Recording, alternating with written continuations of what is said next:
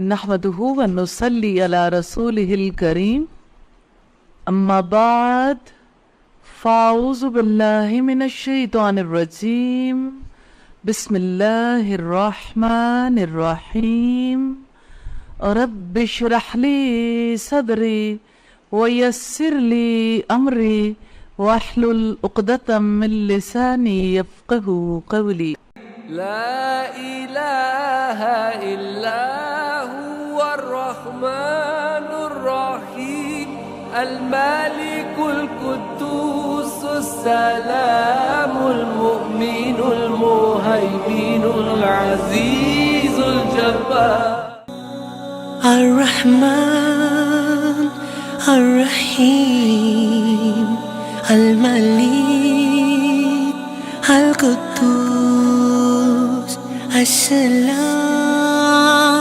المؤمن المهيمن العزيز الجبار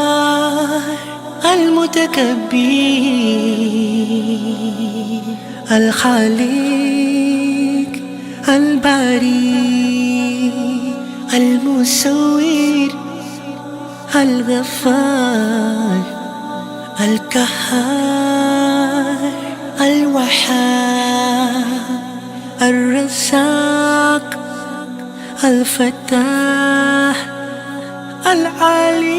العليم القابض البسيط الخافض سبحان الله والحمد لله ولا إله إلا الله الرافع المعيز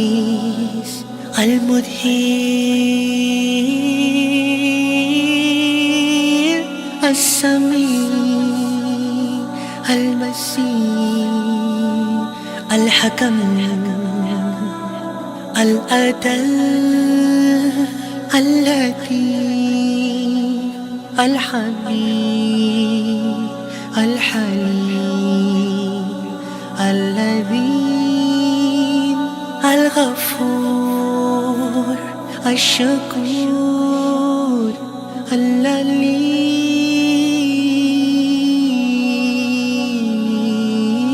اللليم سبحان الله والحمد لله ولا إله إلا الله الخبير الحفيظ المكيد الحسيب الجليل الكريم الرقيب المجيب الواسع الحكيم الودود المجيد الباعث الشهيد الحق الوكيل القوي المتين الولي الحميد المحسن المبدئ المعيد المحيي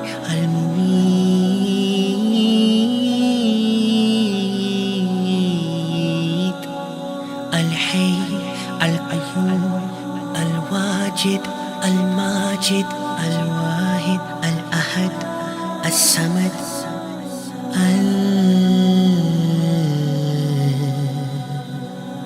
القادر سبحان الله والحمد لله ولا إله إلا الله المقتدر المقدم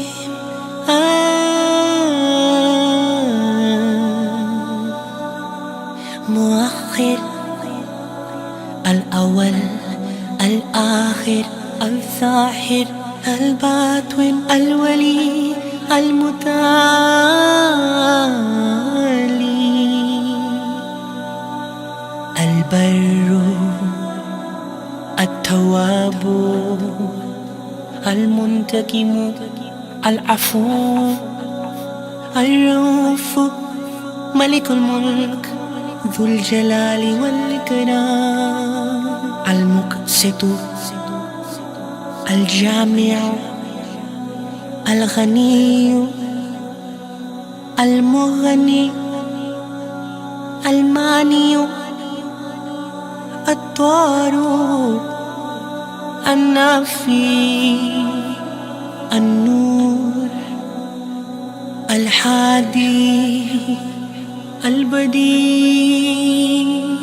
الباقي الوارث الرشيد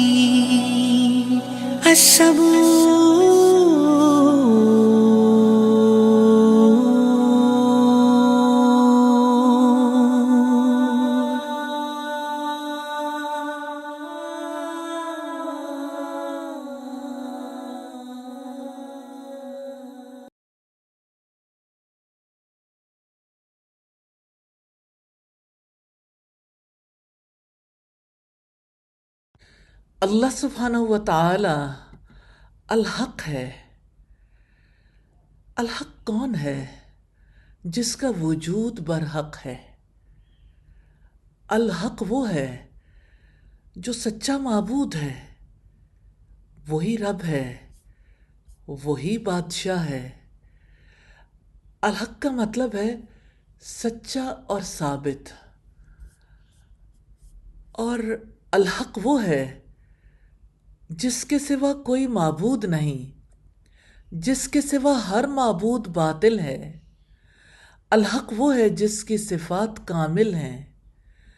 الحق وہ ہے جس کا کلام، فیصلے، وعدے اور شریعت حق ہے۔ اسی نے جنت کا وعدہ کیا ہے نا ایمان والوں سے، اس کے وعدے سچے ہیں، اسی کا وعدہ ہے۔ اور ان اللہ لا یخلف المیعاد، بے شک اللہ تعالیٰ وعدے کی خلاف ورزی نہیں کرتا، کیونکہ وہ الحق ہے، اور اس نے جو دین دیا وہ دین سچا ہے۔ اس میں کوئی ایسی بات نہیں جو ثابت شدہ نہ ہو، اسٹیبلشڈ فیکٹس ہے۔ جو انفارمیشن ہے، جو کام کرنے کا اس نے حکم دیا، ہر ایک چیز ثابت شدہ ہے۔ کووڈ میں آپ ہاتھ دھوتے ہیں نا، آپ کو اپنے بیرونی سارے اعضاء بار بار دھونے ہیں۔ یہ کیا ہے؟ حق۔ ہاں، اللہ تعالیٰ نے وضو کا حکم دیا، حق ہے۔ آج ساری دنیا اس کو مان گئی۔ حجاب کے لیے سب لوگ بہت کنفیوژنس میں مبتلا تھے، ڈاؤٹس ڈالے گئے، حجاب کے خلاف ایکشن لیا گیا۔ آج ساری دنیا کے سامنے ماسک حجاب کی نشانی نہیں ہے، اسٹیبلشڈ فیکٹ ہے، ضرورت ہے اس کی۔ جیسے انسان مختلف قسم کے وائرسز سے، جرم سے نہیں بچ سکتا، اسی طرح سے انسان کی ایک شعوری زندگی بھی ہے۔ اس شعوری زندگی میں بھی انسان اپنی روح کو گندگی سے نہیں بچا سکتا۔ تو اللہ تعالیٰ نے جتنے وعدے کیے، جتنے اصول دیے زندگی کے، جتنے فیصلے کیے، سب برحق ہیں۔ اور اس نے فرمایا فَتَعَالَى اللَّهُ الْمَلِكُ الْحَقِّ، اللہ تعالیٰ بے حد بلند ہے، بادشاہ حقیقی ہے۔ اور الحق وہ ہے جس کے حکم کے مقابلے میں ہر حکم باطل ہے۔ اس کا فرمان ہے ذَلِكَ بِأَنَّ اللَّهَ هُوَ الْحَقُّ وَأَنَّ مَا يَدْعُونَ مِن دُونِهِ هُوَ الْبَاطِلُ وَأَنَّ اللَّهَ هُوَ الْعَلِيُّ الْكَبِيرُ۔ یہ اس لیے کہ یقیناً اللہ تعالیٰ ہی حق ہے، اور یقیناً وہ سب باطل ہیں جنہیں وہ اللہ تعالیٰ کے سوا پکارتے ہیں، اور یقیناً بے حد بلند، بہت بڑا ہے۔ سبحان اللہ۔ اللہ تعالیٰ کی ذات حق ہے. اللہ تعالیٰ کے مقابلے میں جس کو بھی پکارا جاتا ہے سب ناحق ہے. اللہ تعالیٰ بے حد بلند ہے. اللہ تعالیٰ بہت بڑا ہے. صرف اللہ تعالیٰ ہی کو اپنا رب بنانا ہے.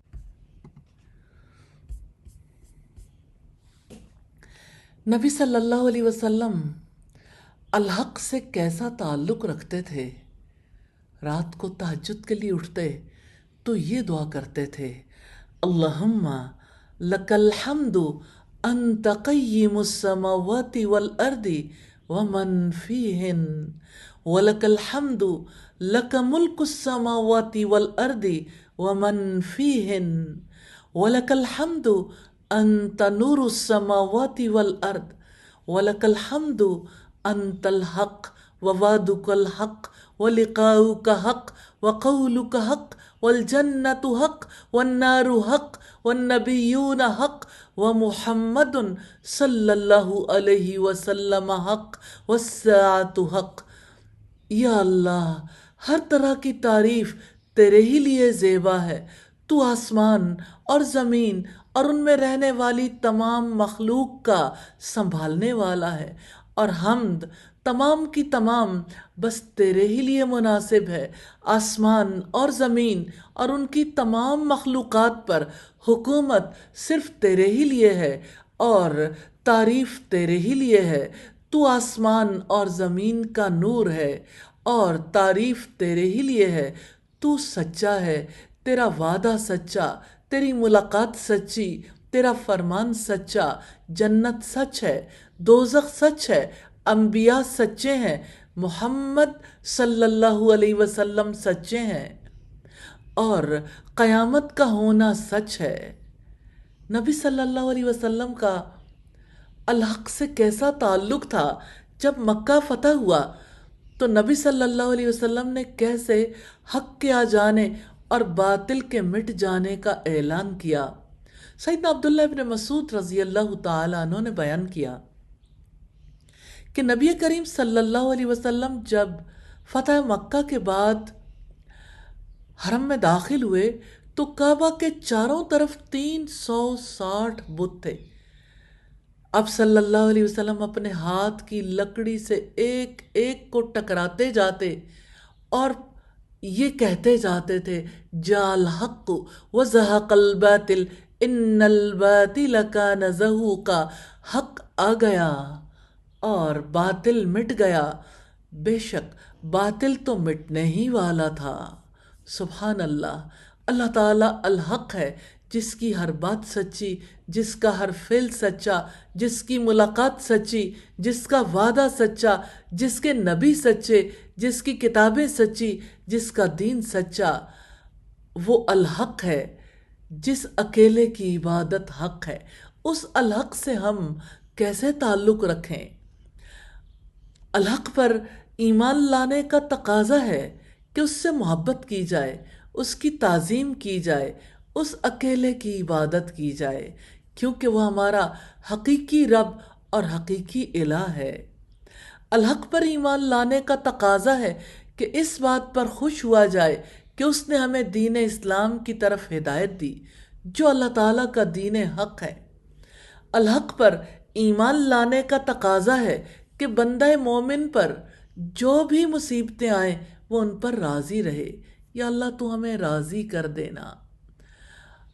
الحق پر ایمان لانے کا تقاضا ہے کہ ہم یہ یقین رکھیں کہ سب فیصلے اللہ تعالیٰ کے علم سے، اس کے ارادے سے اور حکمت سے ہوتے ہیں. اللہ تعالیٰ الحق ہے، اس کا ہر فیصلہ حق، اس کا کوئی کام باطل، بے مقصد اور ظلم پر مبنی نہیں ہوتا.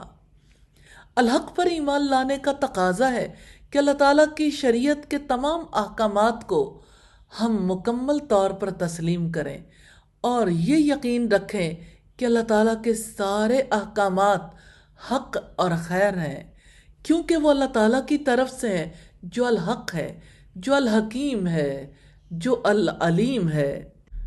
پھر اس کا دیا ہوا کوئی حکم باطل کیسے ہو سکتا ہے؟ الحق پر ایمان لانے کا تقاضا یہ بھی ہے کہ اس نے ہمیں غیب کی جتنی خبریں دی ہیں ہم ان کی مکمل تصدیق کریں اور ان میں ذرا سا بھی شک نہ کریں، کیونکہ اس کی دی ہوئی ساری خبریں سچی اور اس کے سارے احکامات عدل والے ہیں، جیسا کہ رب العزت نے فرمایا وَتَمَّتْ كَلِمَةُ رَبِّكَ صِدْقًا وَعَدْلًا لَا مُبَدِّلَ لِكَلِمَاتِهِ وَهُوَ السَّمِيعُ الْعَلِيمُ، اور آپ کے رب کی بات سچائی اور انصاف میں مکمل ہے، کوئی اس کی باتیں بدلنے والا نہیں ہے، اور وہی سب کچھ سننے والا، سب کچھ جاننے والا ہے۔ الحق پر ایمان لانے کا تقاضا یہ بھی ہے کہ ہم حق کے لیے جھک جائیں۔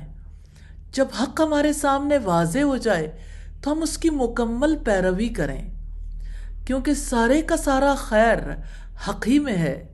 حق کے بعد گمراہی کے سوا اور کیا ہے؟ الحق پر ایمان لانے کا تقاضا یہ بھی ہے کہ ہم الحق پر سچا توکل کریں، کیونکہ جو اللہ تعالیٰ کے دین حق پر چلتا ہے وہ اللہ تعالیٰ پر بھروسہ کر سکتا ہے، اس کی مدد پر اعتماد کر سکتا ہے، جیسا کہ اس نے فرمایا فَتَوَكَّلْ عَلَى اللَّهِ إِنَّكَ عَلَى الْحَقِّ الْمُبِينِ، آپ اللہ تعالیٰ پر بھروسہ رکھیں، یقیناً آپ واضح حق پر ہیں۔ الحق پر ایمان لانے کا تقاضا یہ بھی ہے کہ یہ اعتماد رکھا جائے کہ اللہ تعالیٰ اپنے دین حق اور اس پر ثابت قدم رہنے والے اپنے اولیاء کی ضرور مدد کرے گا۔ باطل کے وقتی غلبے سے دھوکہ نہ کھائیں، ٹیمپرری ہے، وقتی ہے، جلد ختم ہو جائے گا، اور اللہ تعالیٰ کا وعدہ حق ہے، اس کی ملاقات جنت اور دوزخ حق ہے۔ اس پر ایمان لانے کا تقاضا یہ بھی ہے کہ اللہ تعالیٰ کی ملاقات کی تیاری کی جائے، اس کے سامنے کھڑے ہونے سے ڈرا جائے، اس کی جنت کا شوق رکھا جائے اور اس کے عذاب سے خوف کھایا جائے۔ اللہ تعالیٰ سے دعا ہے وہ ہمیں اپنے ناموں کا شعور اور اپنا سچا تعلق نصیب فرمائے۔ آمین ثم آمین۔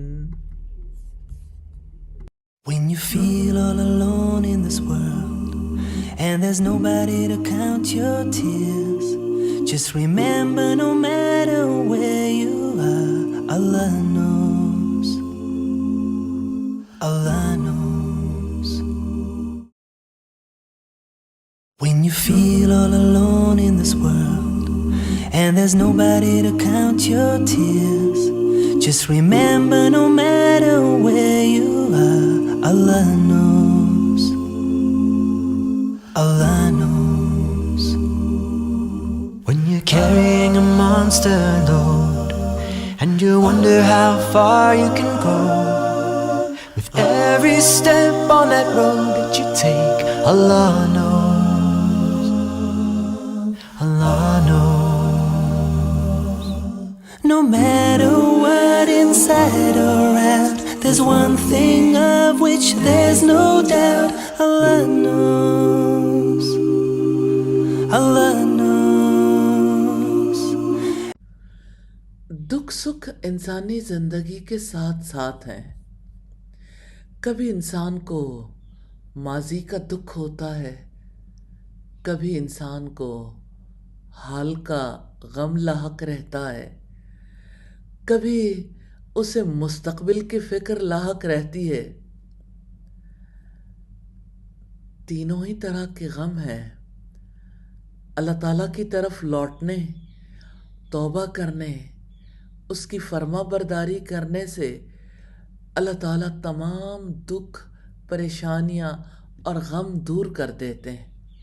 سیدنا عبداللہ ابن مسعود رضی اللہ تعالیٰ عنہ سے روایت ہے، نبی کریم صلی اللہ علیہ وسلم نے فرمایا، جب بھی انسان کو کوئی پریشانی اور دکھ پہنچے وہ یہ دعا ضرور کرے تو اللہ تعالیٰ ضرور اس کی پریشانی کو دور کر دے گا اور اس کے غم کو خوشی میں بدل دے گا۔ سبحان اللہ۔ اللہم انی عبدک، یا اللہ میں تیرا بندہ ہوں، وابن عبدک، اور تیرے بندے کا بیٹا ہوں، وابن امتک، اور تیری بندی کا بیٹا ہوں، ناصیتی بیدک، میری پیشانی تیرے ہاتھ میں ہے، ماضٍ فی حکمک، میرے بارے میں تیرا حکم چلتا ہے، عدل فی قضاؤک، میرے ہر فیصلے میں تیرا حکم عدل پر قائم ہے، اسألک بکل اسم ہوا لک، میں تیرے ہر اس نام کے وسیلے سے تجھ سے سوال کرتا ہوں، سمیت بہ نفسک، جو تو نے خود کو پکارا ہے، او انزلتہ فی کتابک، یا وہ اپنی کسی کتاب میں نازل کیا ہے، او علمتہ احدا من خلقک، یا اپنی مخلوق میں سے کسی کو سکھایا ہے، او استأثرت بہ فی علم الغیب عندک، یا اس کو اپنے پاس علم غیب میں مخصوص کر رکھا ہے، ان تجعل القرآن ربیع قلبی ونور صدری وجلاء حزنی وذہاب ہمی، کہ قرآن کو میرے دل کی بہار بنا دیجئے اور میرے سینے کا نور بنا دے اور میرے غم اور میری پریشانی کے ختم ہونے کا سبب بنا دے۔ صحابہ کرام نے سوال کیا، اللہ کے رسول ہمیں یہ کلمات سیکھ لینے چاہیے؟ فرمایا ہاں، جو شخص یہ کلمات سنتا ہے اسے ان کو یاد کر لینا چاہیے، یہ عظیم کلمات ہیں، ہر مسلمان کو یہ کلمات سیکھنے چاہیے، اور جب اسے دکھ یا پریشانی یا غم پہنچے تو ان کلمات کو ادا کرنے کی کوشش کرے، اور اسے یہ بھی جان لینا چاہیے کہ یہ کلمات اس وقت اس کے لیے نفع مند ہو سکتے ہیں جب وہ ان کے اندر جو کچھ کہا گیا انہیں سمجھے اور اس کے مقصد کو ثابت کرے، اور جن چیزوں پر یہ کلمات ثابت ہوتے ہیں ان پر عمل کرے، یعنی احکامات۔ اللہ تعالی ہمیں توفیق عطا فرمائے۔ تو پہلی بات تو یہ کہ مسنون دعاؤں کو سمجھنا بہت ضروری ہے، کیونکہ مقاصد کو پورا کیے بغیر تاثیر کم ہوتی ہے۔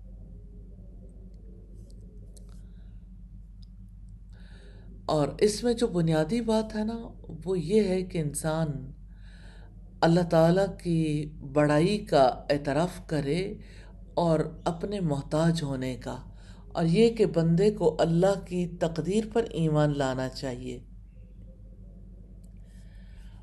اور یہ کہ جیسا اس دعا میں فرمایا گیا، نصیتی بیدک ماضٍ فی حکمک عدل فی قضاؤک، تو انسان کی پیشانی یعنی سر کا اگلا حصہ اللہ کے ہاتھ میں ہے، وہ تصرف بھی کرتا ہے، حکم بھی دیتا ہے، کوئی اس کے حکم کو ٹال نہیں سکتا، نہ اس کی قضا اور فیصلے کو رد کرنے والا ہے۔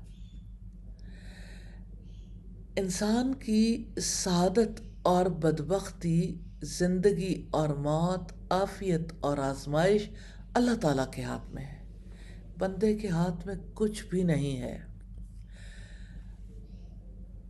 تو اب دیکھیں کہ ایمان لانے والے تسلیم کرتے ہیں سب کی پیشانیاں اللہ تعالیٰ کے ہاتھ میں، جیسے چاہتا ہے پھیر دیتا ہے، اور بندہ ایمان لے آئے نا تو اللہ تعالیٰ سے امید باندھ لیتا ہے۔ اللہ تعالیٰ ہم سب کو توفیق عطا فرمائے،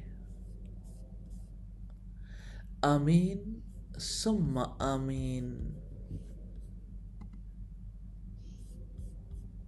الہی تیری چوکھٹ پر بھکاری بن کے آیا ہوں، سراپا فقر ہوں، عجز و ندامت ساتھ لایا ہوں۔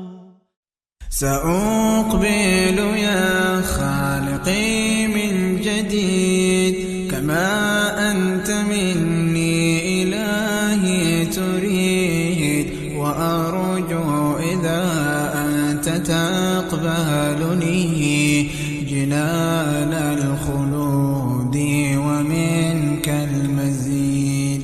عصيتك ربي فأمهلتني وتسترني رغم أني عنيد، لأنك ربي غفور ودود.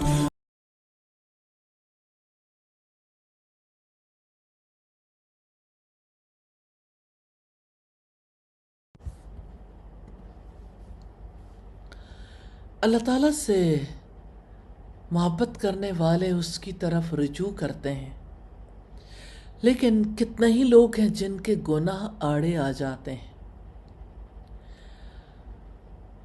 کتنے ہی وسوسے انسان کو اللہ تعالیٰ کی طرف لوٹنے سے محروم کر دیتے ہیں۔ دیکھیے، شیطان تو دشمن ہے، وہ تو ہمیشہ انتظار میں رہتا ہے، وہ انسان کو توجہ دلاتا ہے کہ دیکھو کوئی بات نہیں، ابھی تو بچہ ہے، غلطیاں انسانوں سے ہوتی ہیں، ابھی تو اسے زندگی کے تجربات نہیں، سنبھل جائے گا تو سمجھ جائے گا۔ اور پھر ساتھ ہی لوگ کہتے ہیں کہ ویسے چوری تو بڑی بہادری سے کی تھی، اور یہ کہ یہ ہمارے ہی قبیلے کا فرد ہے اور ہم اپنے قبیلے کے لیے ایک ہو جائیں گے۔ کتنے ہی لوگ ہیں جو اپنی جوان اولاد کی وجہ سے توبہ سے محروم ہو جاتے ہیں، وہ اپنے رب سے رجوع نہیں کر پاتے۔ کتنی بار ایسا ہوتا ہے کہ چوری چکاری ڈاکے قتل سے مجرم پکڑے جاتے ہیں، لیکن سزا دینے کی بجائے ہیرو کی شکل میں جیل سے باہر لایا جاتا ہے۔ اس وقت بعض بڑے اسے کہتے ہیں گھبرانا نہیں، کوئی تمہارا بال بیکا بھی نہیں کر سکتا، ہم تمہیں یہاں سے نکال کر لے جائیں گے۔ اور مجرم اکثر اوقات غلط سپورٹ پر ہوتا ہے۔ اس لیے برادری کا بت، اولاد کی طاقت کا گھمنڈ، اس کو ختم کرنا ہے اللہ تعالیٰ کے فضل و کرم سے۔ آمین ثم آمین۔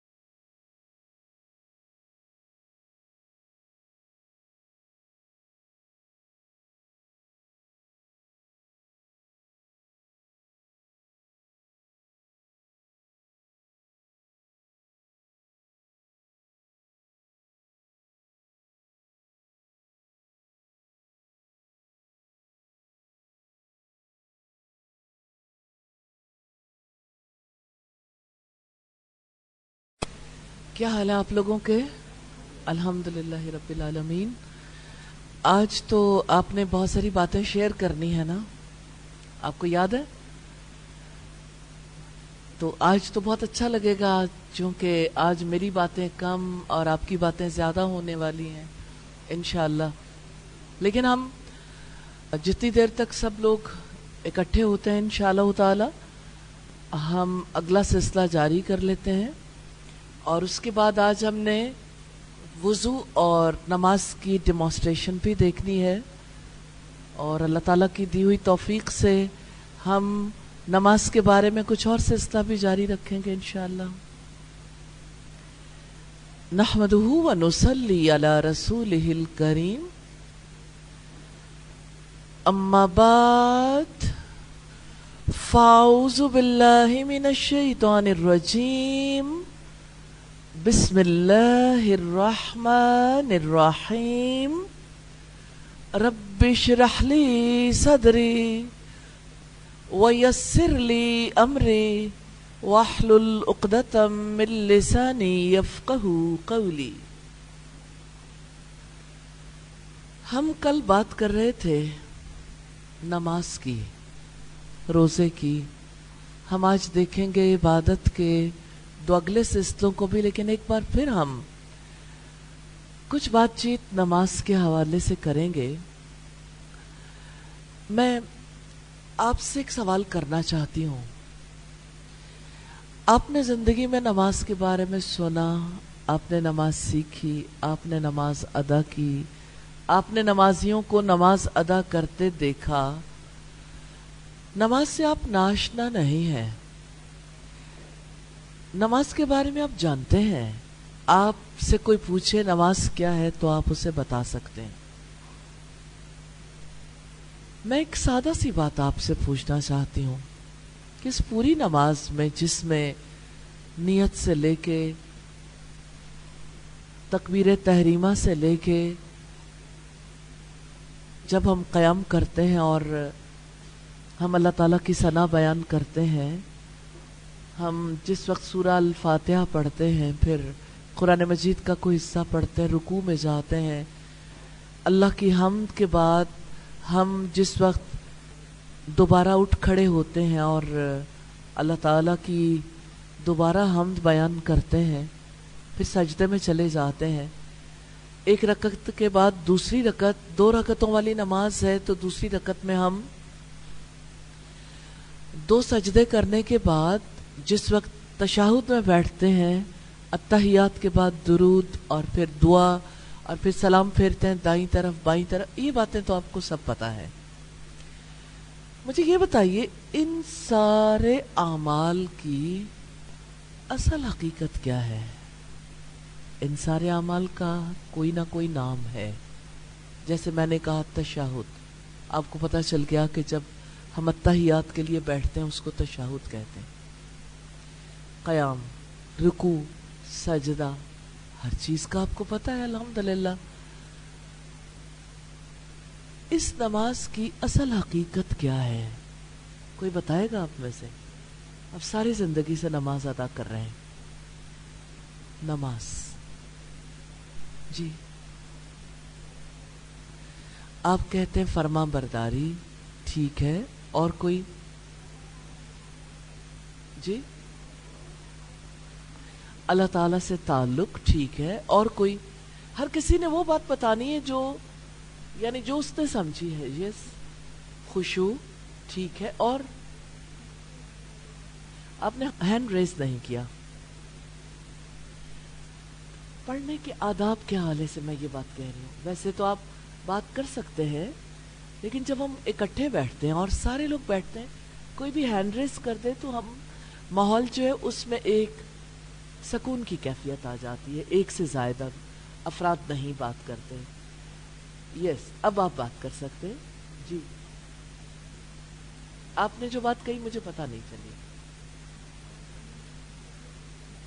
اللہ تعالیٰ کی خوشنودی حاصل کرنے کا ذریعہ ہے. یس، پیچھے. اللہ تعالیٰ نے کہا ہے کہ سجدوں کے ذریعے سے میرا قرب حاصل کرو، تو رکوع کے ذریعے کیا کریں؟ قیام کے ذریعے کیا کریں؟ تشہد کے ذریعے. نو ڈاؤٹ وہ بہت بڑی بات ہے، قرب کا ذریعہ ہے نا. آپ نے یہ بتایا، اس میں کوئی شک نہیں. جی آپ کہتے ہیں کہ نماز جو ہے وہ ہمیں اللہ تعالیٰ کے ساتھ جوڑے رکھتی ہے. درست ہے. جی جی ٹھیک ہے. جی وحدانیت کی گواہی ہے. ٹھیک ہے. ہم کیوں نہ، جی آپ بتائیے. ٹھیک ہے. اللہ تعالیٰ کی طرف توجہ کرنا. جی جی آپ بتائیے. جب ہم کوئی ایک بات کرتا ہے نا تو اس بات میں وہ دلچسپی نہیں رہ جاتی. جب سارے بات کرتے ہیں تو ہمارا برین زیادہ ایکٹیو ہو جاتا ہے. یس آپ نے ہینڈ ریز کیا, لیکن میں نے تو آپ کے ہینڈ ریز کرنے پہ نہیں کہا.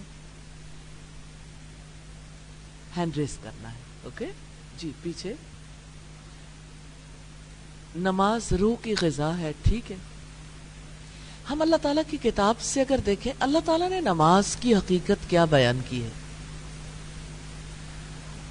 سورہ طٰہٰ آیت نمبر 14 پارہ نمبر 16 ہے, جس میں رب العزت نے فرمایا اقیم الصلاۃ لذکری, میری یاد کے لیے نماز قائم کرو.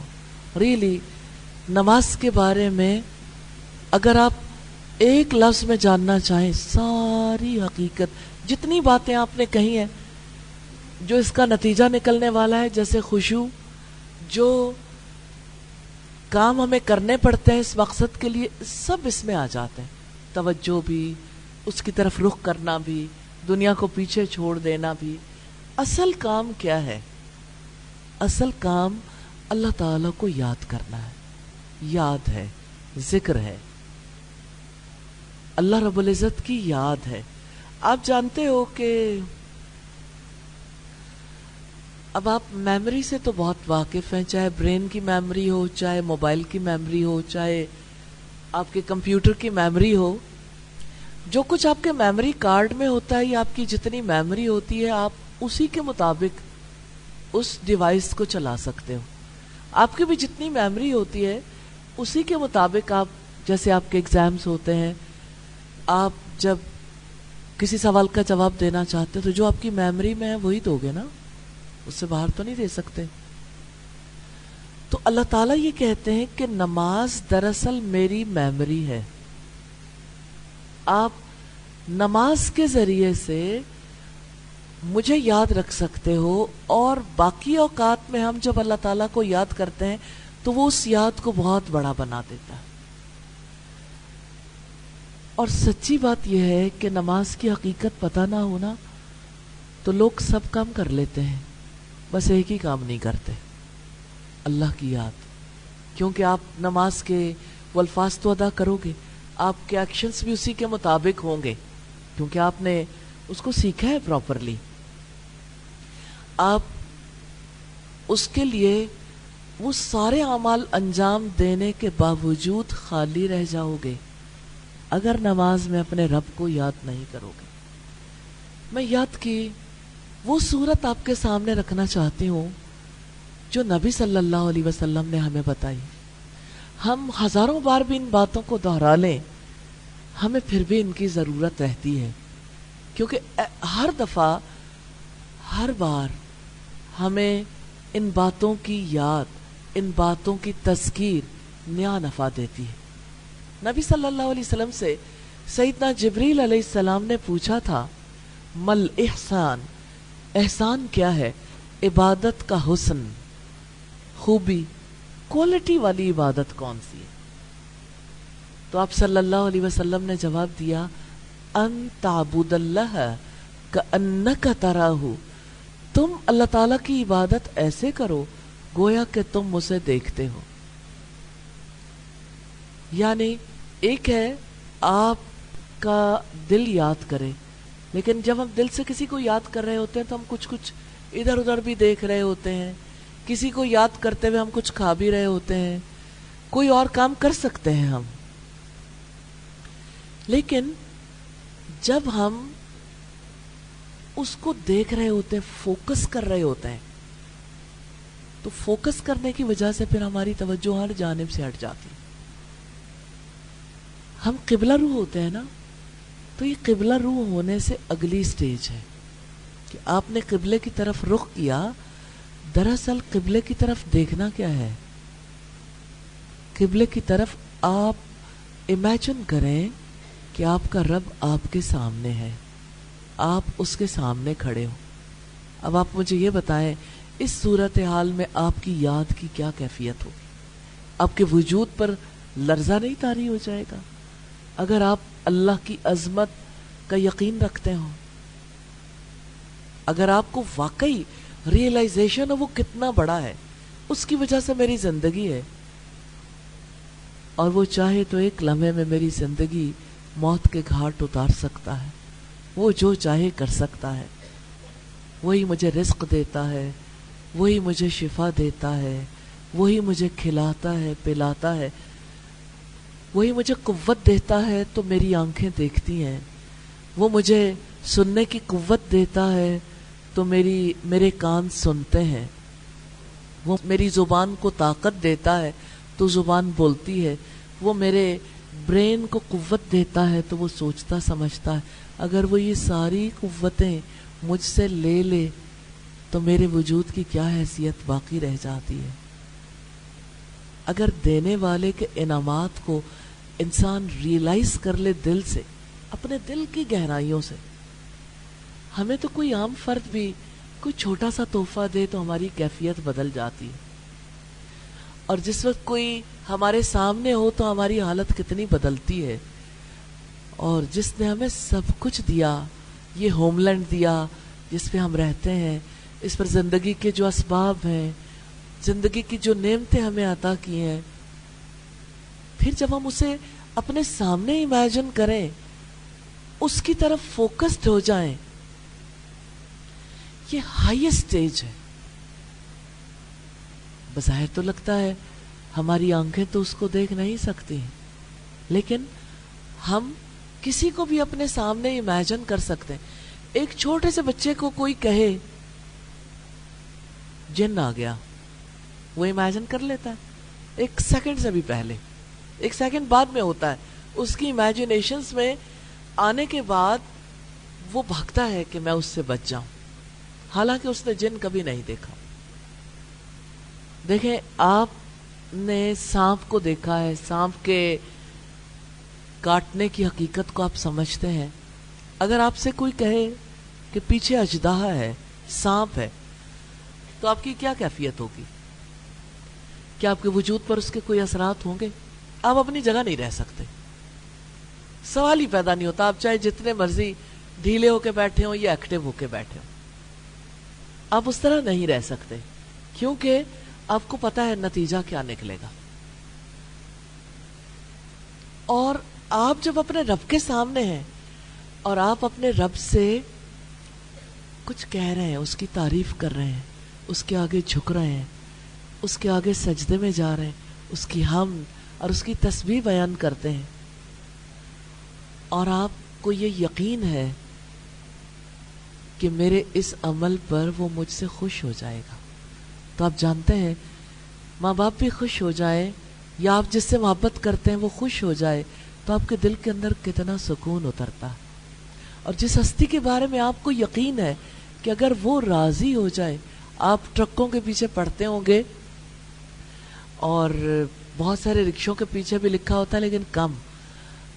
چونکہ مجھے ٹریول کرنے کا بہت اتفاق ہوتا ہے، اور پھر ہائی وے پہ یا موٹر وے پہ جب ٹریفک بلاک ہوتی ہے تو انسان نے اور کیا کرنا ہے، ارد گرد دیکھنا، اور دیکھتے دیکھتے جو چیزیں بھی ہیں ان کو بھی انسان دیکھتا ہے. ایک فکرہ ہے تو بڑا سادہ سا، ہے بڑا گہرا، ربا تو راضی تے سارا جگ راضی. کہ نماز میں ہم کرتے کیا ہیں؟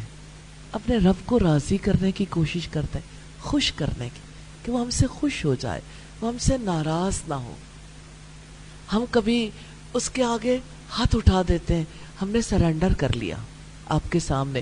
جیسے کوئی سپاہی دشمن کے سامنے ہتھیار پھینک کے ہاتھ کھڑا کر دے تو اس کا مطلب ہوتا ہے کہ اب میں آپ کے ساتھ جو آپ کہو گے وہ کروں گا.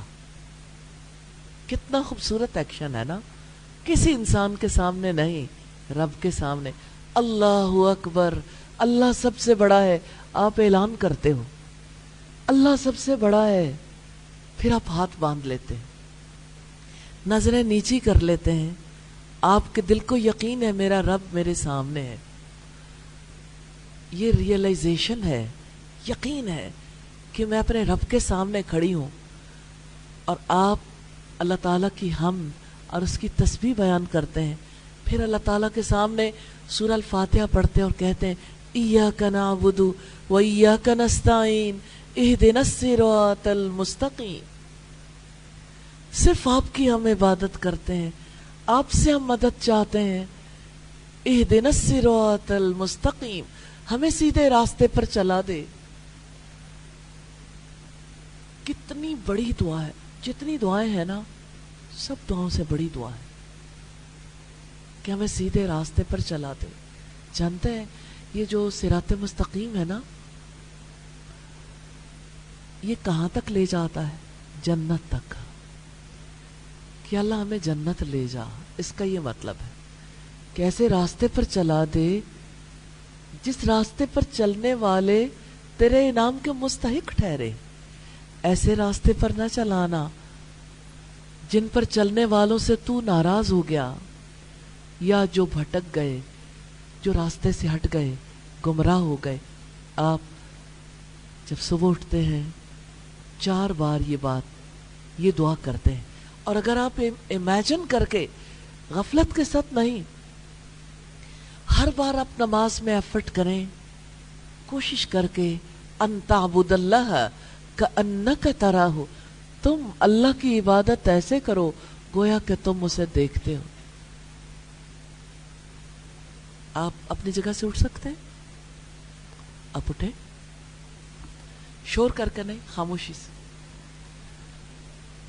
آپ اپنا رخ بیک پہ کر لیں، بالکل الٹے رخ پھیر جائیں. وقت تو نماز کا ہے.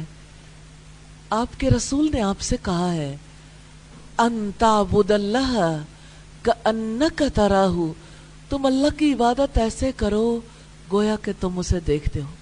ہاتھ باندھ لیں. اب آپ آنکھیں بند کر لیں ایک لمحے کے لیے، کیونکہ امیجنیشنز کے لیے آنکھیں بند کرنے کی ضرورت ہوتی ہے، لیکن نماز میں آپ آنکھیں بند نہیں کر سکتے. نماز میں جب آپ امیجن کریں گے کھلی آنکھوں کے ساتھ، آپ زمین کی طرف دیکھیے، اپنی نظریں زمین کی طرف کر دیں، اپنے پاؤں کی جگہ پہ جہاں آپ نے سجدہ کرنا ہے. اب آپ دیکھیں کہ آپ کا مالک، آپ کو پیدا کرنے والا، آپ کو رزق دینے والا آپ کے سامنے ہے. آپ اس کے سامنے کھڑے ہو. یہ ہے وہ بات جو آپ کے نبی نے آپ سے کہی ہے. فَإِن لَمْ تَكُنْ تَرَاهُ، دوسری بات بھی کہی ہے، پھر اگر آپ اسے نہیں دیکھتے فَإِنَّهُ يَرَاكَ، تو یقیناً وہ آپ کو دیکھتا ہے. دوسری امیجنیشنز میں یہ بات لے کر آئیں، میرا رب مجھے دیکھتا ہے،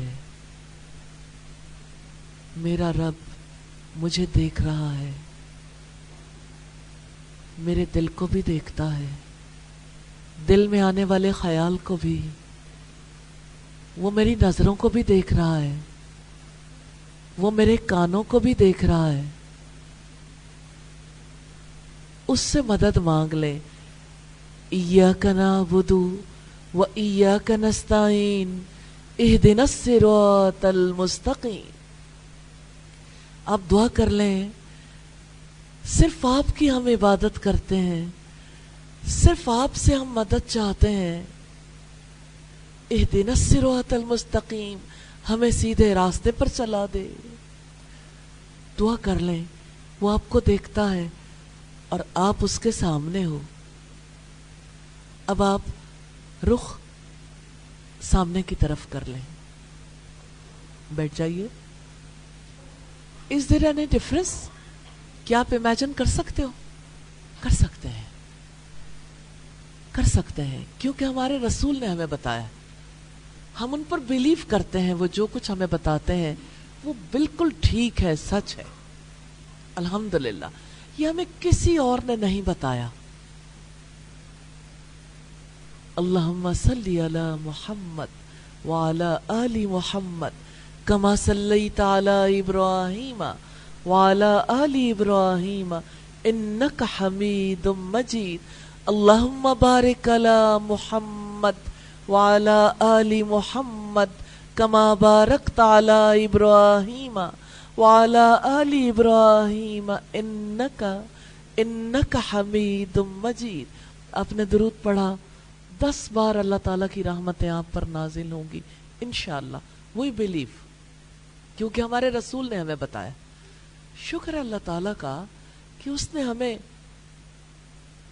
1 2 100 1000 لاکھ کروڑ ارب اور اربوں انسانوں کی عقل کے پیچھے نہیں لگایا. ہم تو زندگی میں تھک جاتے, ہار جاتے کہ ہم کس کس کی بات سنیں. کتنی سادگی ہے اس رب کے طریقہ کار میں. تو آپ کا رب آپ کو دن میں 5 بار اپنی طرف بلاتا ہے. پھر جب آپ جاتے ہو تو اس سے ملاقات کرنے جاتے ہو نا. پھر اس کو یاد کیے بنا آپ یوں ہی واپس پلٹ آتے ہو. پھر اس ملاقات میں اس کی نظروں کے حالے میں اپنے آپ کو محسوس کیے بغیر ہی پلٹ آتے ہو. یوں نہیں کرنا. آپ نے آرڈنری لیول سے اوپر اٹھنا ہے انشاءاللہ. تو یہ جو ورڈ رسول اللہ نے بولا نا, جو حضرت جبریل علیہ السلام نے پوچھا تھا مل احسان, احسان کیا ہے, کیا آپ جانتے ہیں یہ سپر لیول ہے اسلام کا, جہاں انسان اپنی روح, اپنی عقل اور اپنے جسم کے ساتھ اپنے رب کے سامنے حاضر ہو جاتا ہے. تو آپ نے رب کے سامنے حاضری دینی ہے. نماز کیا ہے؟ حاضری. اب دیکھیں, آپ جس سے محبت کرتے ہیں, آپ کو اس کے پاس جانے کا موقع ملے, جتنی شدید آپ کی محبت ہوگی اتنا ہی زیادہ دل چاہے گا جانے کو. اور جب جاتے ہوں گے تو اتنے پھیکے انداز میں تو نہیں ملتے ہوں گے. اپنے رب سے کیوں پھیکے انداز میں ملتے ہیں؟ جذبوں کے ساتھ ملیں. اور جذبوں کو تحریک دینے والی چیز کیا ہے؟ جذبوں کو ابھارنے والی چیز کیا ہے؟ آپ کا نالج اپنے رب کے بارے میں, آپ کی امیجنیشنز. ہر چیز کا ایک طریقہ کار ہوتا ہے نا. یہ جو ہمارا رب پر بلیو ہے نا, یہ محض لفظوں کی بات نہیں ہے. ایمان کا معاملہ لفظوں کا بھی ہے. امام بخاری جو ہمارے مسلم ورلڈ کے بہت بڑے اسکالر ہیں, اور ان کی کتاب صحیح بخاری جو حدیث کی کتاب ہے, اس کے بارے میں ہمارے علماء کہتے ہیں کہ اس نیلے آسمان تلے قرآن مجید کے بعد سب سے صحیح کتاب صحیح بخاری ہے. امام بخاری نے اپنی صحیح میں دعا دینا چاہتی ہوں, اللہ تعالیٰ آپ سب کو صحیح بخاری سیکھنے کی توفیق عطا کریں. آپ اس نالج کو گین کریں اور آپ اس نالج کو امپارٹ کریں. آپ اس کے مطابق اپنی زندگی کو ڈھال لیں. آپ نے ضرور اس کے لیے دعا کرنی ہے انشاءاللہ. امام بخاری نے اپنی صحیح میں باب باندھا ہے, الایمان هو القول والعمل. ایمان قول بھی ہے, یعنی ہمارے منہ سے نکلی ہوئی بات بھی ہے, لیکن عمل بھی ہے. اور عمل سب سے پہلے کس چیز کا ہوتا ہے؟ دل کا, برین کا, اور پھر آپ کی زبان کا, آپ کے اعضاء کا. تو ایمان کا معاملہ ایسا ہے بیلیف کا, کیونکہ یقین کے ساتھ آپ آگے بڑھتے ہو. اللہ تعالیٰ کی ذات کے ساتھ جتنا گہرا تعلق ہوگا اتنا زیادہ آپ کی نماز میں خشوع آئے گا, آپ کی نماز بدل جائے گی. کیونکہ نماز میں دراصل ہم کیا کرتے ہیں؟ ہم جو کچھ کہتے ہیں, ہم جو کچھ سوچتے ہیں, جو کچھ کرتے ہیں, سب کچھ کیا ہے؟ معبود کے لیے تعظیم, اللہ تعالیٰ کے لیے تعظیم. اب دل میں اس کی عظمت کا احساس نہیں ہے, تو کیسے اس تعظیم کا اظہار کر سکتے ہیں؟ انسان تعظیم تو اسی چیز کی کرتا ہے نا جس کو بڑا سمجھتا ہے، عظیم سمجھتا ہے. تو یہ نالج کا معاملہ ہے. مجھے ایسا لگتا ہے کچھ چیزیں آپ کو بہت ہیلپ دے سکتی ہیں. جیسے میں نے آپ کو بچوں کی کچھ بکس کہیں آپ ڈاؤن لوڈ کر سکتے ہیں anurpk.com سے. اسی طرح سے آپ اللہ تعالیٰ کے اسماء و صفات کے بارے میں کبھی صبح میں، شام میں، دوپہر میں، سوتے ہوئے، لوگوں کے درمیان کسی جگہ پر آپ اسے سن سکتے ہیں، پڑھ سکتے ہیں، دیکھ سکتے ہیں، کبھی اکٹھے، کبھی اکیلے. ایک اور چیز جس کی میں توجہ جس کی طرف دلانا چاہتی ہوں، جو آپ کو بہت ہیلپ کرے گی، وہ ایمان کا راستہ ہے. کون ہے جو ایمان کے راستے پہ چلنا نہ چاہے؟ لیکن بڑی عجیب بات ہے کہ ایمان کے راستے پہ چلنے والے بغیر علم کے ہی چلنا چاہتے ہیں، بغیر کسی نالج کے ہی چلنا چاہتے ہیں. میں چاہتی ہوں کہ آپ اس کتاب کو کہیں سے، جہاں سے آپ کا دل چاہے، آپ ضرور پڑھیے. میں اس کے کچھ ٹاپکس آپ کے سامنے رکھنا چاہتی ہوں. اس کے چھوٹے چھوٹے پامفلٹس بھی ہیں.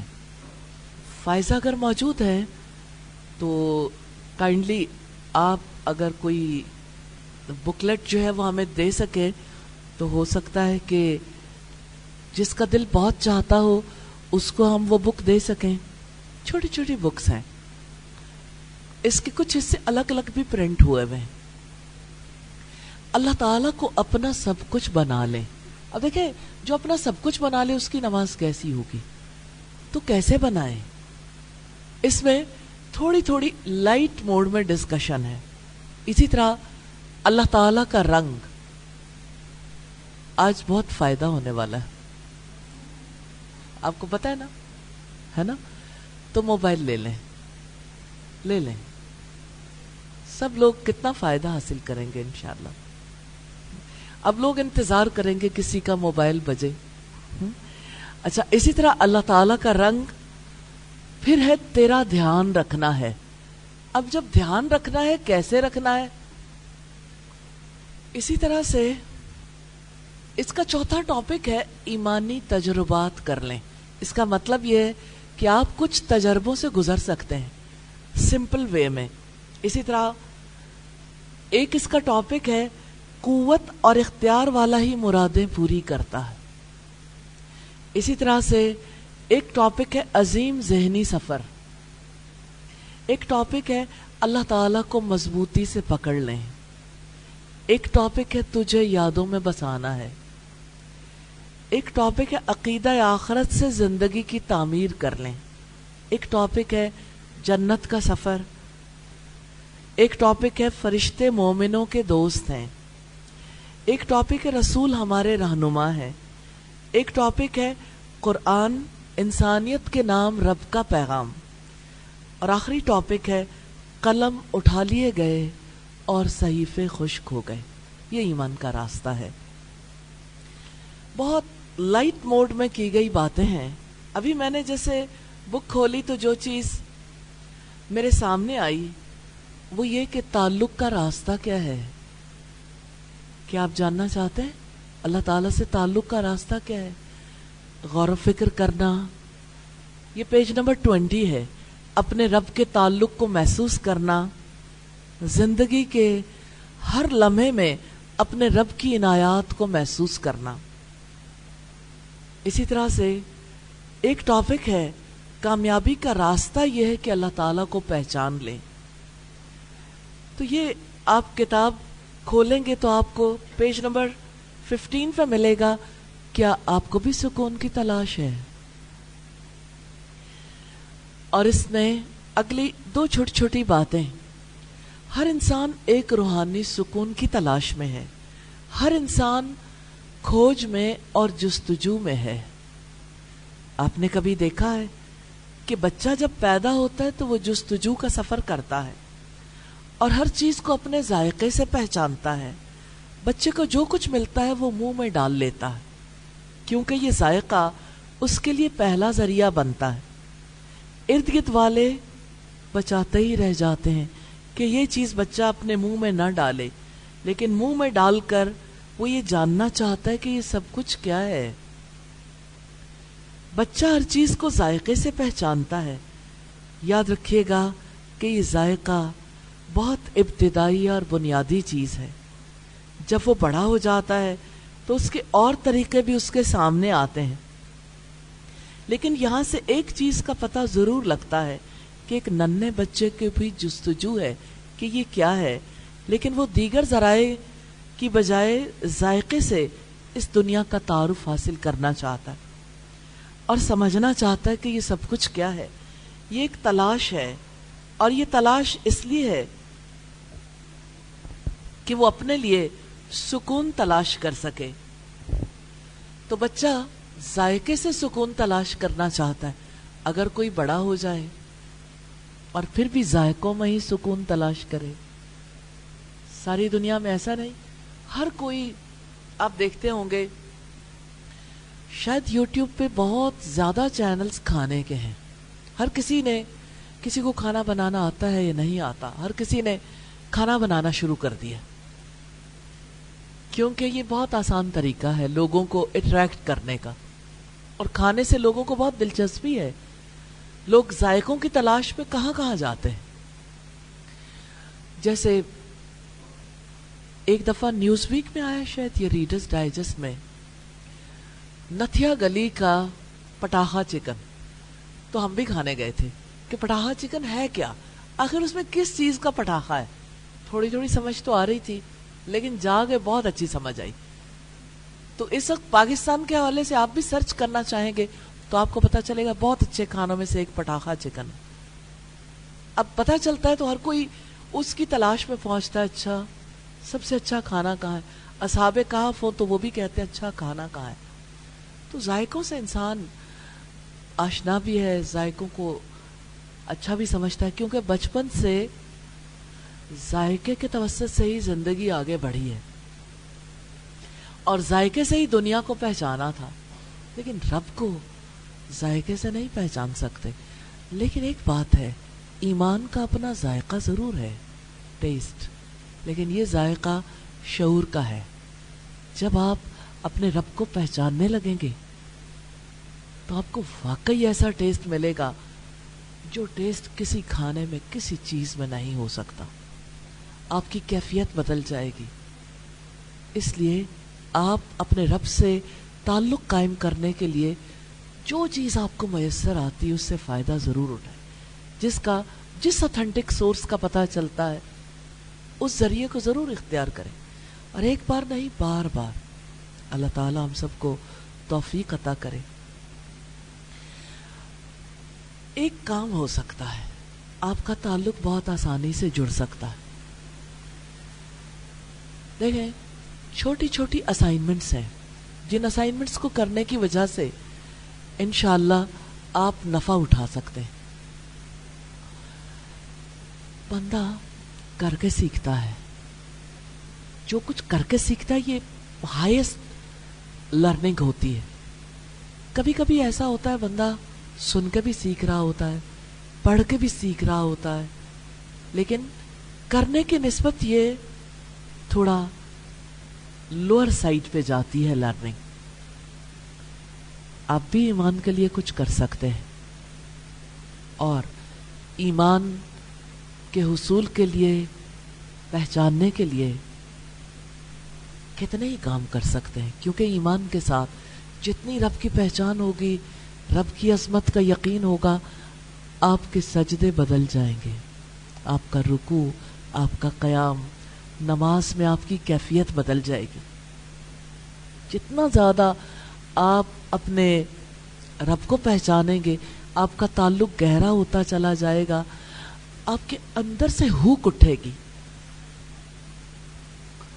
جیسے افطار کے وقت انسان کی کیفیت ہوتی ہے نا، بھوک لگتی ہے، اور اگر کسی نے صبح سحری بھی نہ کی ہو، کہ آنکھیں نہ کھلی ہو، اور پچھلی افطار میں بھی زیادہ کھانا کچھ کھایا نہ ہو، تو اگلے افطار کے وقت اس کی کیا کیفیت ہو سکتی ہے؟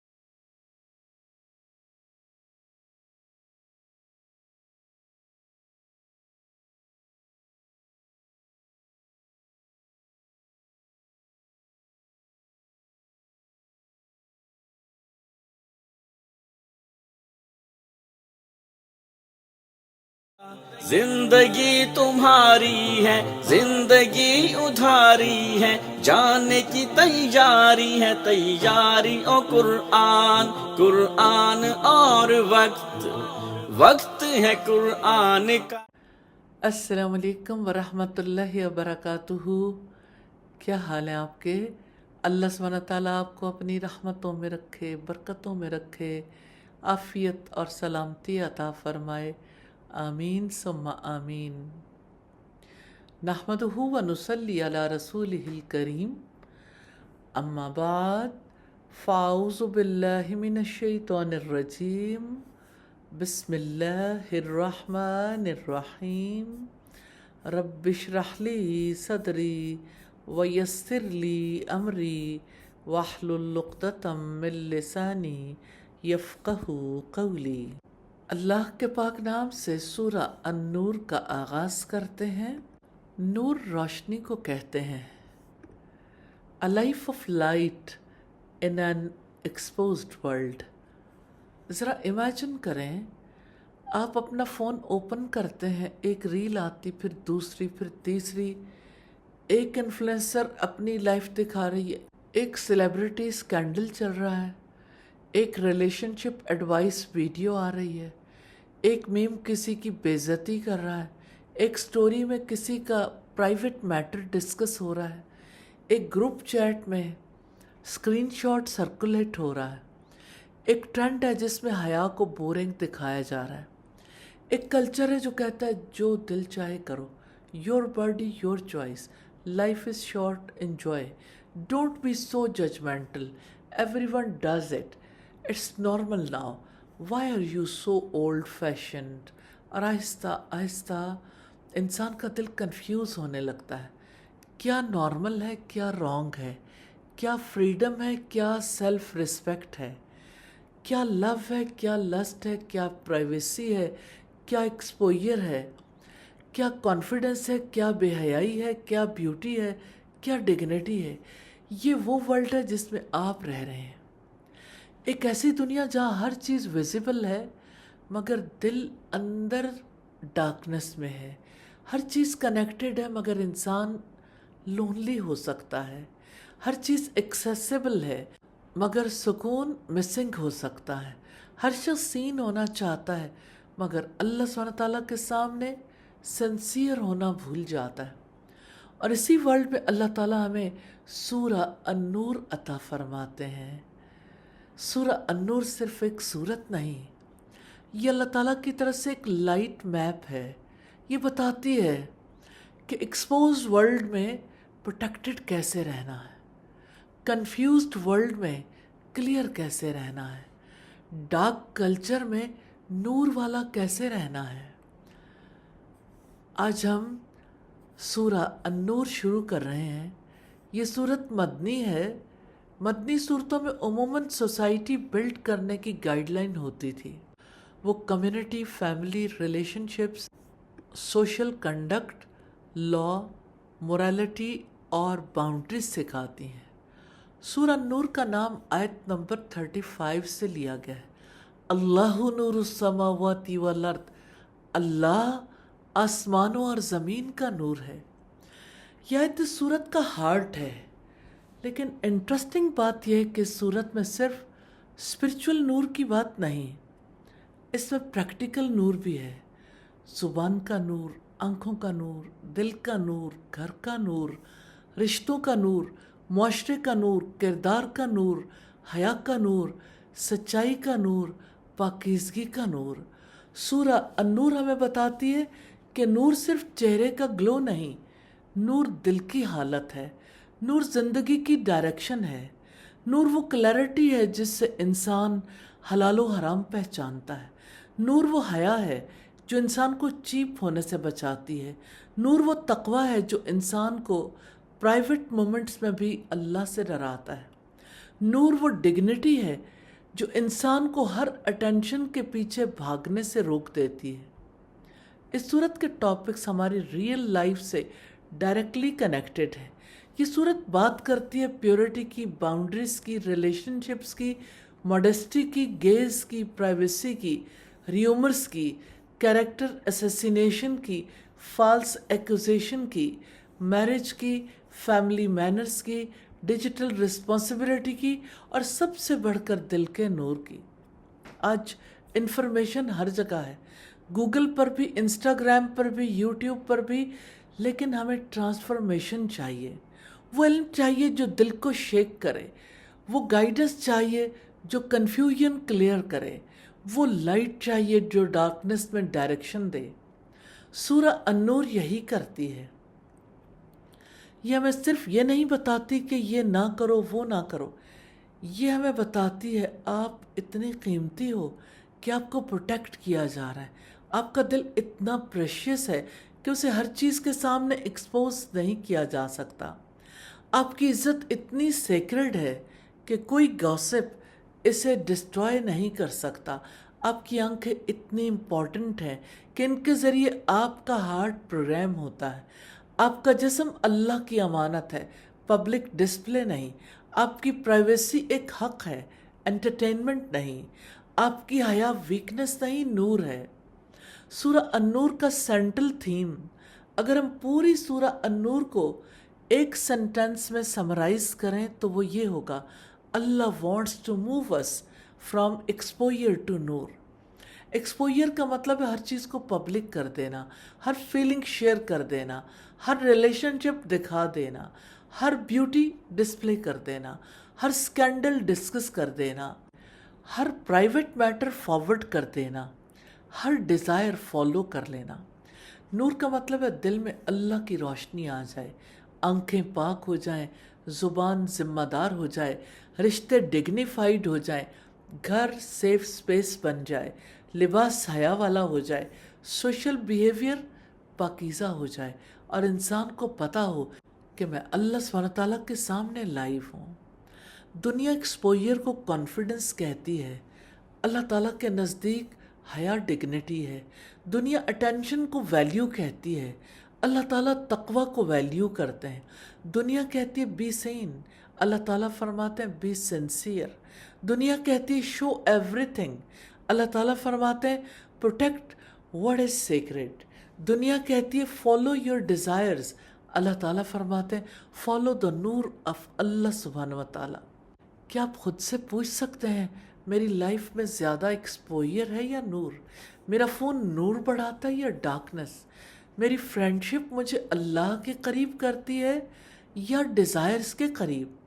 मेरी ऑनलाइन एक्टिविटी मेरे दिल को पाक करती है या रेस्टलेस? मेरी आंखें मुझे जन्नत के रास्ते पर ले जा रही हैं या फितने के रास्ते पर? मेरी ज़ुबान लोगों की इज्जत प्रोटेक्ट करती है या डैमेज? मेरा ड्रेसिंग स्टाइल अल्लाह को प्लीज़ करने के लिए है या लोगों की गेज़ अट्रैक्ट करने के लिए? मेरा दिल अल्लाह सुब्हानहू तआला की अप्रूवल चाहता है या लोगों की वैलिडेशन? ये क्वेश्चंस अनकंफर्टेबल हो सकते हैं, लेकिन यही ट्रांसफॉर्मेशन की बिगिनिंग है, because healing starts when honesty starts. सूरह अन्नूर का पहला बड़ा लेसन है purity is not restriction, purity is protection. अक्सर नौजवानों को लगता है कि इस्लाम बहुत रिस्ट्रिक्शंस लगाता है, ये ना देखो, ये ना पहनो, ये ना कहो, ये रिलेशनशिप ना रखो, ये गॉसिप ना करो, ये प्राइवेट मैटर ना फैलाओ, ये घर में परमिशन के बग़ैर दाखिल ना हो, ये गेज़ पावर करो, ये हया इख्तियार करो। लेकिन सूरह अन्नूर हमें एक नया लेंस देती है। ये रिस्ट्रिक्शंस नहीं, प्रोटेक्शंस हैं।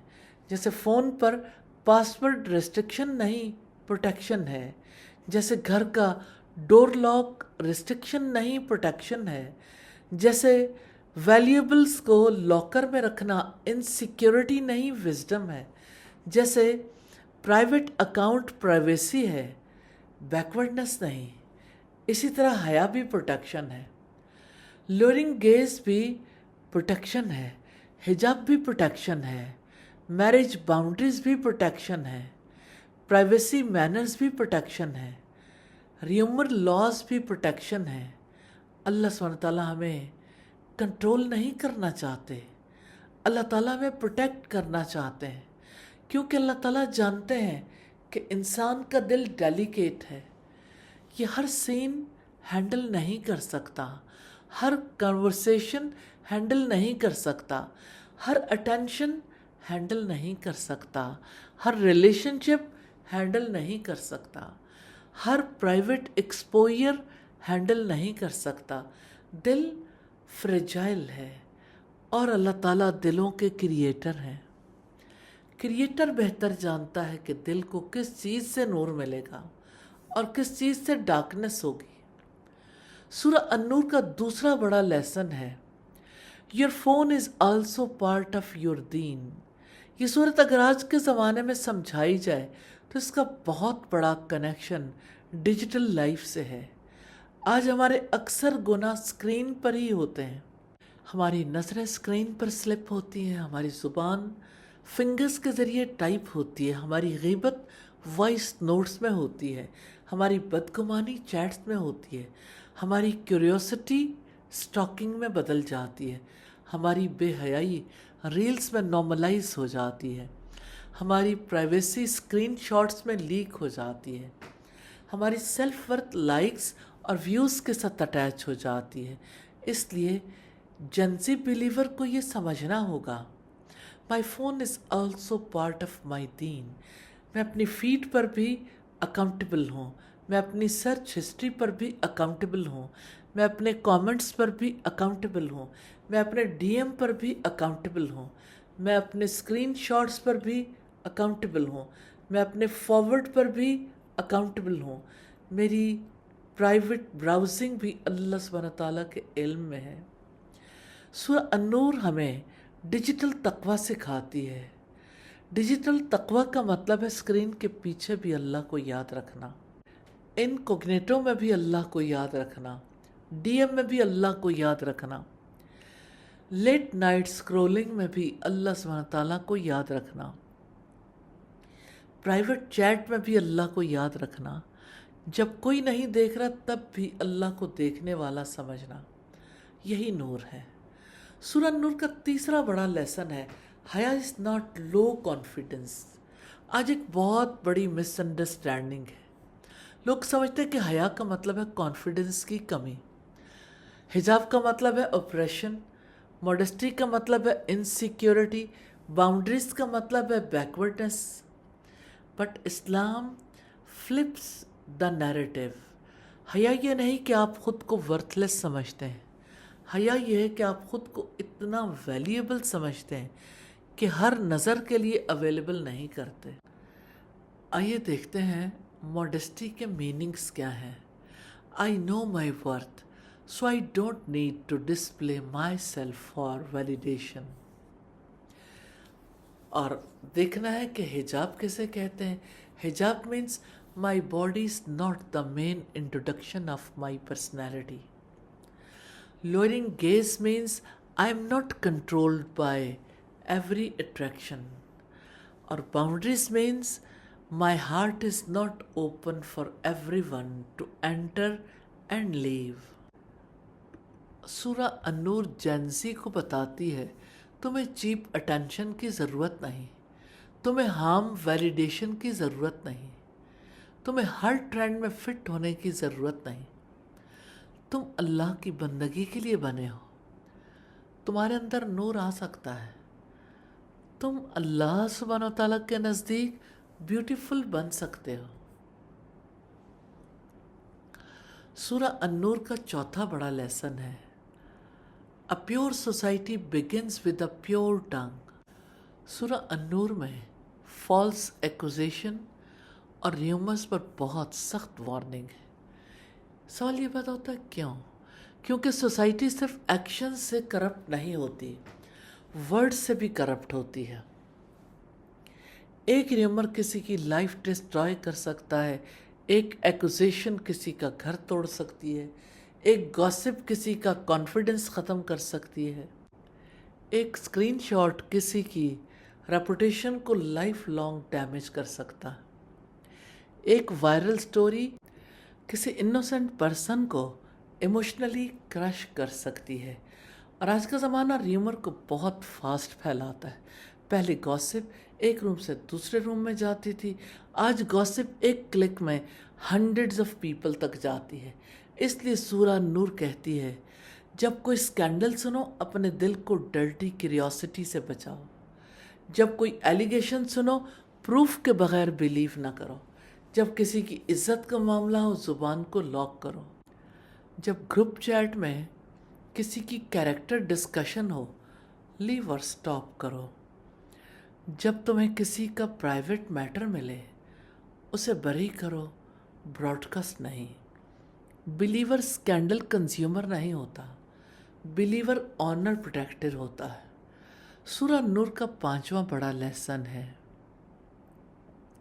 نور begins when we stop following شیطان step. سورہ نور میں اللہ سبحانہ تعالیٰ فرماتے ہیں وَلَا تَتَّبِعُوا خُطُوَاتِ الشَّیطان، شیطان کے قدموں کی پیروی نہ کرو. یہ بہت ڈیپ فریز ہے. اللہ سبحانہ تعالیٰ نے یہ نہیں فرمایا کہ شیطان کے بڑے گناہ فالو نہ کرو. اللہ تعالیٰ نے فرمایا شیطان کے سٹیپس فالو نہ کرو، کیونکہ شیطان انسان کو سڈن ڈسٹرکشن کی طرف نہیں لے جاتا. وہ گریجول پروسیس بناتا ہے. پہلے ایک ہارملیس لک، پھر فالو، پھر لائک، پھر ڈی ایم، پھر کیجول چیٹ، پھر ایموشنل اٹیچمنٹ، پھر سیکریسی، پھر باؤنڈریز بریک ہو جاتی ہیں، پھر گلٹ ہوتا ہے، پھر ڈارکنیس. یہ سب ایک دن میں نہیں ہوتا، یہ سٹیپس میں ہوتا ہے. اسی لیے اسمارٹ بلیور صرف لاسٹ سن سے نہیں بچتا، فرسٹ سٹیپ سے بچتا ہے. وہ کہتا ہے یہ اکاؤنٹ میرے دل کو خراب کر رہا ہے اس لیے انفالو. یہ چیٹ میرے ایمان کو ویک کر رہی ہے اس لیے سٹاپ. یہ فرینڈشپ مجھے اللہ سے دور کر رہی ہے اس لیے باؤنڈری. یہ کانٹینٹ میری حیا کو کم کر رہا ہے اس لیے بلاک. یہ تھاٹ مجھے گناہ کی طرف لے جا رہی ہے اس لیے استغفار. یہ لونلینس مجھے حرام کمفرٹ کی طرف لے جا رہی ہے اس لیے اللہ سبحانہ تعالیٰ کی طرف ٹرن. یہی اسپرچول انٹیلیجنس ہے. سورہ النور کا مین پرومس اللہ گیوز نور ٹو ہوم ہی ولز. جب انسان پیورٹی چوز کرتا ہے، باؤنڈریز چوز کرتا ہے، گیز پروٹیکٹ کرتا ہے، ٹنگ پروٹیکٹ کرتا ہے، پرائیویسی پروٹیکٹ کرتا ہے، حیا چوز کرتا ہے، دین اللہ اوپنز اے ڈور آف نور. نور کیا ہے؟ نور کلیرٹی ہے، نور سکون ہے، نور ڈائریکشن ہے، نور پاکیزگی ہے، نور اللہ کی قربت ہے، نور انر گلو ہے جو فلٹر سے نہیں آتا، نور وہ بیوٹی ہے جو میک اپ سے نہیں آتی، نور وہ کانفیڈنس ہے جو کمپلیمنٹ سے نہیں آتا، نور وہ اسٹرینتھ ہے جو لائک سے نہیں آتی، نور وہ کامنس ہے جو میوزک اور انٹرٹینمنٹ سے نہیں آتی، نور وہ لائف ہے جو اللہ سے جڑنے سے آتی ہے. A heart with Noor doesn't beg for every spotlight. جب دل میں اللہ کا نور آ جاتا ہے تو انسان کو ہر کسی سے ویلیڈیشن نہیں چاہیے ہوتی. وہ جانتا ہے my worth is not in views, my worth is not in likes, my worth is not in attention, my worth is not in beauty standards, my worth is in being accepted by اللہ سبحانہ و تعالی. اب میں آپ سب سے ایک سوال پوچھنا چاہتی ہوں. اگر سورہ نور آپ کی لائف میں ایک چیز چینج کرے تو آپ کیا چاہیں گے؟ آپ کی گیز، آپ کی آن لائن ہیبٹس، آپ کی ڈریسنگ، آپ کی فرینڈشپ، آپ کی ٹنگ، آپ کی پرائیویسی رسپیکٹ، آپ کا ریلیشن شپ وتھ اللہ، آپ کا ہارٹ. ایک منٹ کے لیے دل میں سوچیں. No need to answer out loud if you don't want. بس اپنے دل میں آنیسٹی سے آنسر دیں. یا اللہ، سورہ النور کے ذریعے میری زندگی میں یہ چیز بدل دے. پریکٹیکل ریفلیکشن ایکٹیویٹی ہے. اپنی نوٹ بک میں 3 ہیڈنگز لکھیں. مائی ایکسپوئر، مائی ڈارکنیس، مائی نور سٹیپ. مائی ایکسپوئر میں لکھیں میری لائف کس چیز کو ضرورت سے زیادہ ایکسپوزڈ ہے. Heart, time, dressing, relationship, private matters, feelings, pictures, phone. My darkness میں لکھیں کون سی چیز میرے دل کا نور کم کر رہی ہے؟ Jealousy, comparison, music addiction, secret chats, gossip, حرام content, scrolling, bad company, attention seeking. My Noor step میں لکھیں میں آج ایک چھوٹا سا اسٹیپ لوں گی۔ وہ اسٹیپ کیا ہوگا؟ پرے، ریسپیکٹ پرائیویسی، فکس حجاب، lower gaze, stop gossip, apologise, delete, unfollow, make توبہ، ریڈ قرآن آن ٹائم۔ یاد رکھیں ٹرانسفارمیشن جیانٹ سٹیپ سے نہیں، سنسیئر سٹیپ سے شروع ہوتی ہے۔ فائنل سیلف چیک ہے، آج کے سیشن کے بعد خود سے صرف ایک سوال لے کر جائیں، کیا میں دنیا کی لائٹس کے پیچھے بھاگ رہی ہوں یا اللہ سبحانہ تعالیٰ کے نور کی طرف چل رہی ہوں؟ دنیا کی لائٹس ٹیمپریری ہیں، فلٹرز ختم ہو جاتے ہیں، ٹرینڈز بدل جاتے ہیں، ٹینشن کم ہو جاتی ہے، بیوٹی فیڈ ہو جاتی ہے، پیپل فارگیٹ کر دیتے ہیں، لیکن اللہ کا نور دل میں آ جائے تو انسان دنیا میں بھی سنبھل جاتا ہے، قبر میں بھی، قیامت میں بھی۔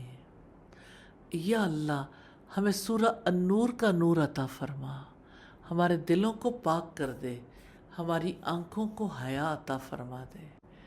آمین ثم آمین۔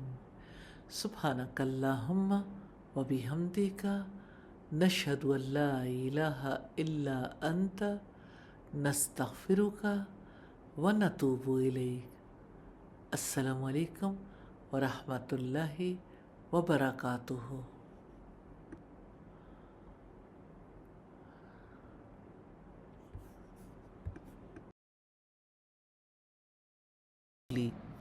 سورہ النور کا پہلا اور پارہ نمبر 18 کا 7واں رکوع ہے۔ آج ہم پہلی 3 آیات پڑھیں گے جو ہمیں یہ بتاتی ہیں پیورٹیز protection. When freedom becomes a trap، آج کی دنیا ایک ورڈ کو بہت گلوریفائی کرتی ہے، فریڈم۔ جو دل چاہے کرو، جو پہننا چاہو پہنو، جس سے بات کرنا چاہو کرو، ریلیشن شپ رکھنی ہے رکھو، باؤنڈریز تو اولڈ سکول ہے، حیا تو آؤٹ ڈیٹڈ ہے، پیورٹی تو ان ریئلسٹک ہے۔ It's my life, it's my body, it's my choice. Why is Islam so strict? لیکن ذرا آنیسٹلی سوچیں، کیا ہر فریڈم واقعی فریڈم ہوتی ہے؟ اگر ایک شخص کہ میں اپنی مرضی سے زہر پیوں گا، یہ میری فریڈم ہے، کیا یہ فریڈم ہے یا سیلف ڈسٹرکشن؟ اگر کوئی کہے میں سیٹ بیلٹ نہیں لگاؤں گا، یہ میری چوائس ہے، کیا یہ کانفیڈنس ہے یا رسک؟ اگر کوئی کہے میں فون پر پاسورڈ نہیں لگاؤں گا، سب کچھ اوپن رہے گا، کیا یہ اوپننس ہے یا فولشنس؟ اگر کوئی کہے میں اپنے گھر کا ڈور لاک نہیں کروں گا، جو چاہے اندر آ جائے، کیا یہ کائنڈنس ہے یا ڈینجر؟ اسی طرح جب Allah relationships, marriage, privacy, modesty, gaze اور پیورٹی کے رولز دیتے ہیں تو یہ ریسٹرکشن نہیں ہوتی، یہ پروٹیکشن ہوتی ہے۔ سورہ النور ہمیں یہی سمجھاتی ہے، purity is not a prison, purity is protection. Boundaries are not against love, boundaries protect love. حیا از ناٹ ویکنیس، حیا از اسپرچول ڈگنیٹی۔ سورہ النور لائٹ کوڈ ہے۔ آج ہم سورہ النور کی پہلی آیت پڑھیں گے۔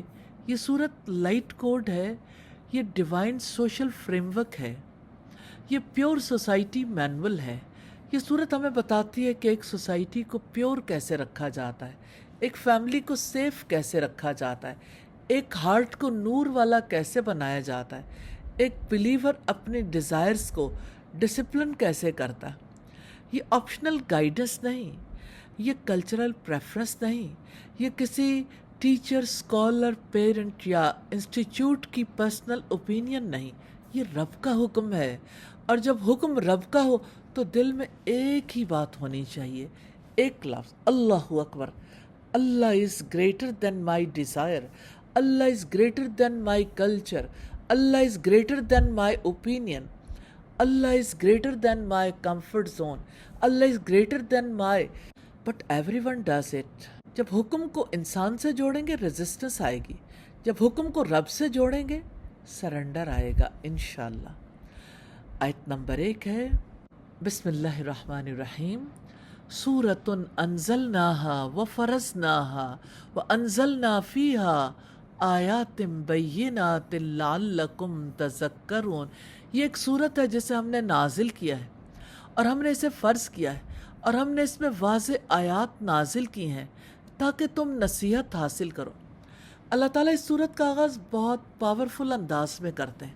قرآن کی ہر سورت اللہ سبحانہ تعالیٰ کی طرف سے نازل ہوئی، لیکن یہاں اللہ تعالیٰ خاص طور پر بتا رہے ہیں pay attention, this is not casual, this is not optional, this is not nice to know, this is life changing guidance.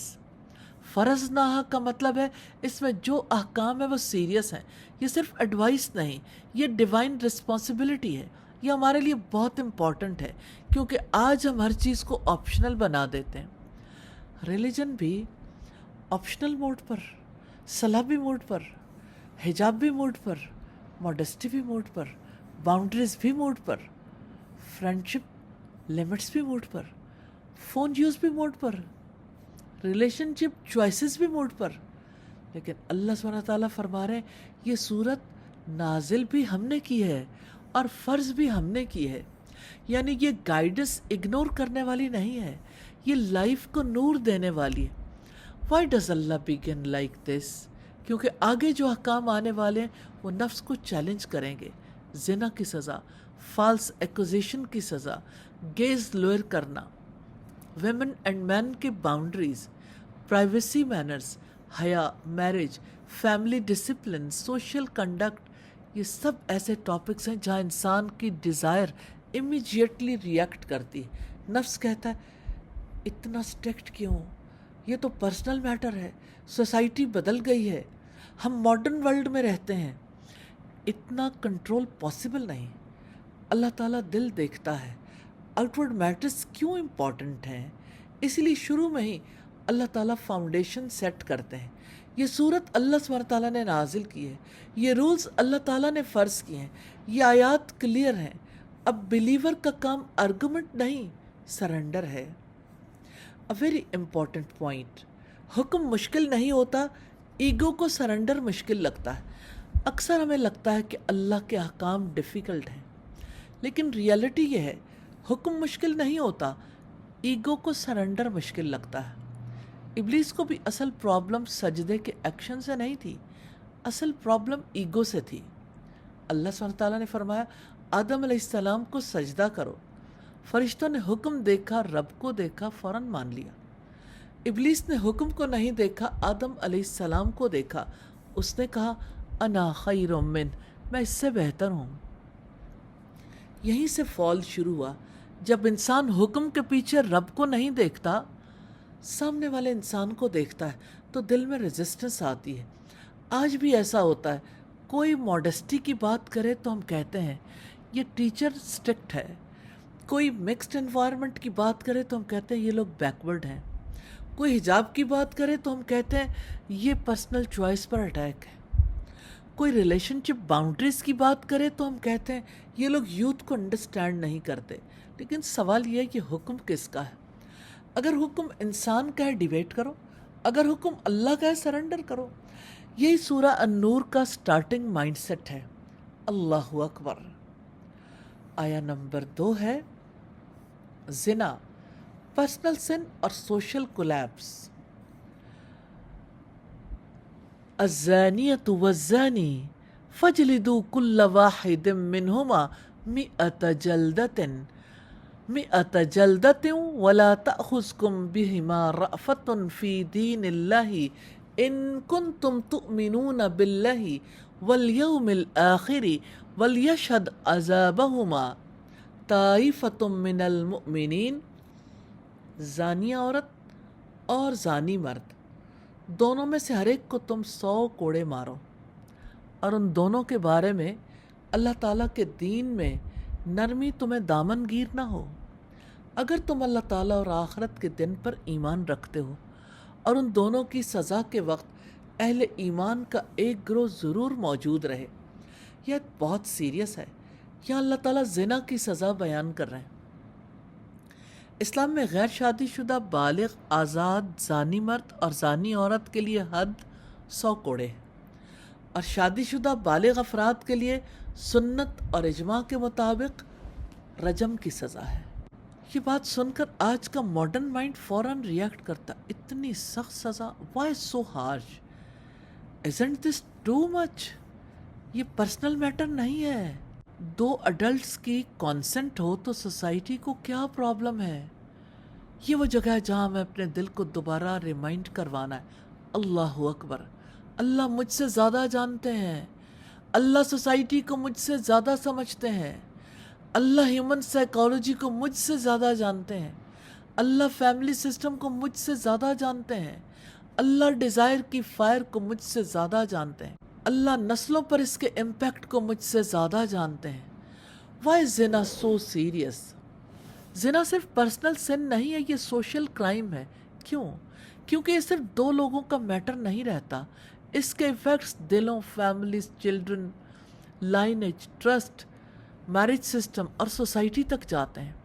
زنا ٹرسٹ کو کولیپس کرتا ہے، زنا فیملی سٹرکچر کو ڈیمیج کرتا ہے، زنا لائنیج کو کنفیوز کرتا ہے، زنا عورت اور مرد دونوں کی ڈگنیٹی کو چیپ کرتا ہے، زنا لو کو لسٹ میں بدلتا ہے، زنا انسان کو ٹیمپرری پلیئر کے لیے لائف لانگ وونڈز دے سکتا ہے، زنا سوسائٹی میں بے حیائی کو نارملائز کرتا ہے، اور جب حرام نارمل بن جائے تو دل سے گناہ کا احساس ختم ہو جاتا ہے۔ یہ سب سے ڈینجرس سٹیج ہے۔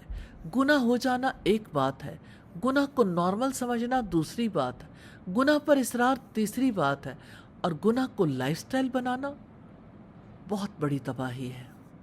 اللہ سبحانہ تعالیٰ کی غیرت ہے۔ رسول اللہ نے فرمایا اللہ تعالیٰ کو غیرت آتی ہے، اور اللہ تعالیٰ کو غیرت اس وقت آتی ہے جب بندہ مومن وہ کام کرے جسے اللہ تعالیٰ نے حرام کیا ہے۔ بخاری کی 5223 نمبر روایت ہے۔ اللہ تعالیٰ اپنے بندے کو چیپ نہیں دیکھنا چاہتے، اللہ تعالیٰ اپنے بندے کو خواہش کا غلام نہیں دیکھنا چاہتے، اللہ تعالیٰ اپنے بندے کے گھر کو ٹوٹتے ہوئے نہیں دیکھنا چاہتے، اللہ تعالیٰ سوسائٹی کو فحاشی میں ڈوبتا ہوا نہیں دیکھنا چاہتے۔ ہماری پاکیزگی اللہ تعالیٰ کے نزدیک قیمتی ہے، اسی لیے اللہ سبحانہ تعالیٰ نے صرف پنشمنٹ نہیں دی، پریونشن سسٹم بھی دیا۔ اسلام ری ایکٹیو نہیں، پرو ایکٹیو ہے۔ اسلام صرف یہ نہیں کہتا زنا نہ کرو، اسلام کہتا ہے گیز لوئر کرو، حیا اختیار کرو، پرائیویسی باؤنڈریز رکھو، نان محرم باؤنڈریز رکھو، سیکرٹ ریلیشن شپ سے بچو، لونلی میٹنگ سے بچو، فلرٹیشن سے بچو، اموڈسٹ ڈسپلے سے بچو، شیطان کے سٹیپس فالو نہ کرو، میرج کو آسان کرو، سوسائٹی کو پاک رکھو۔ یہ ہے ڈیوائن پریونشن ماڈل۔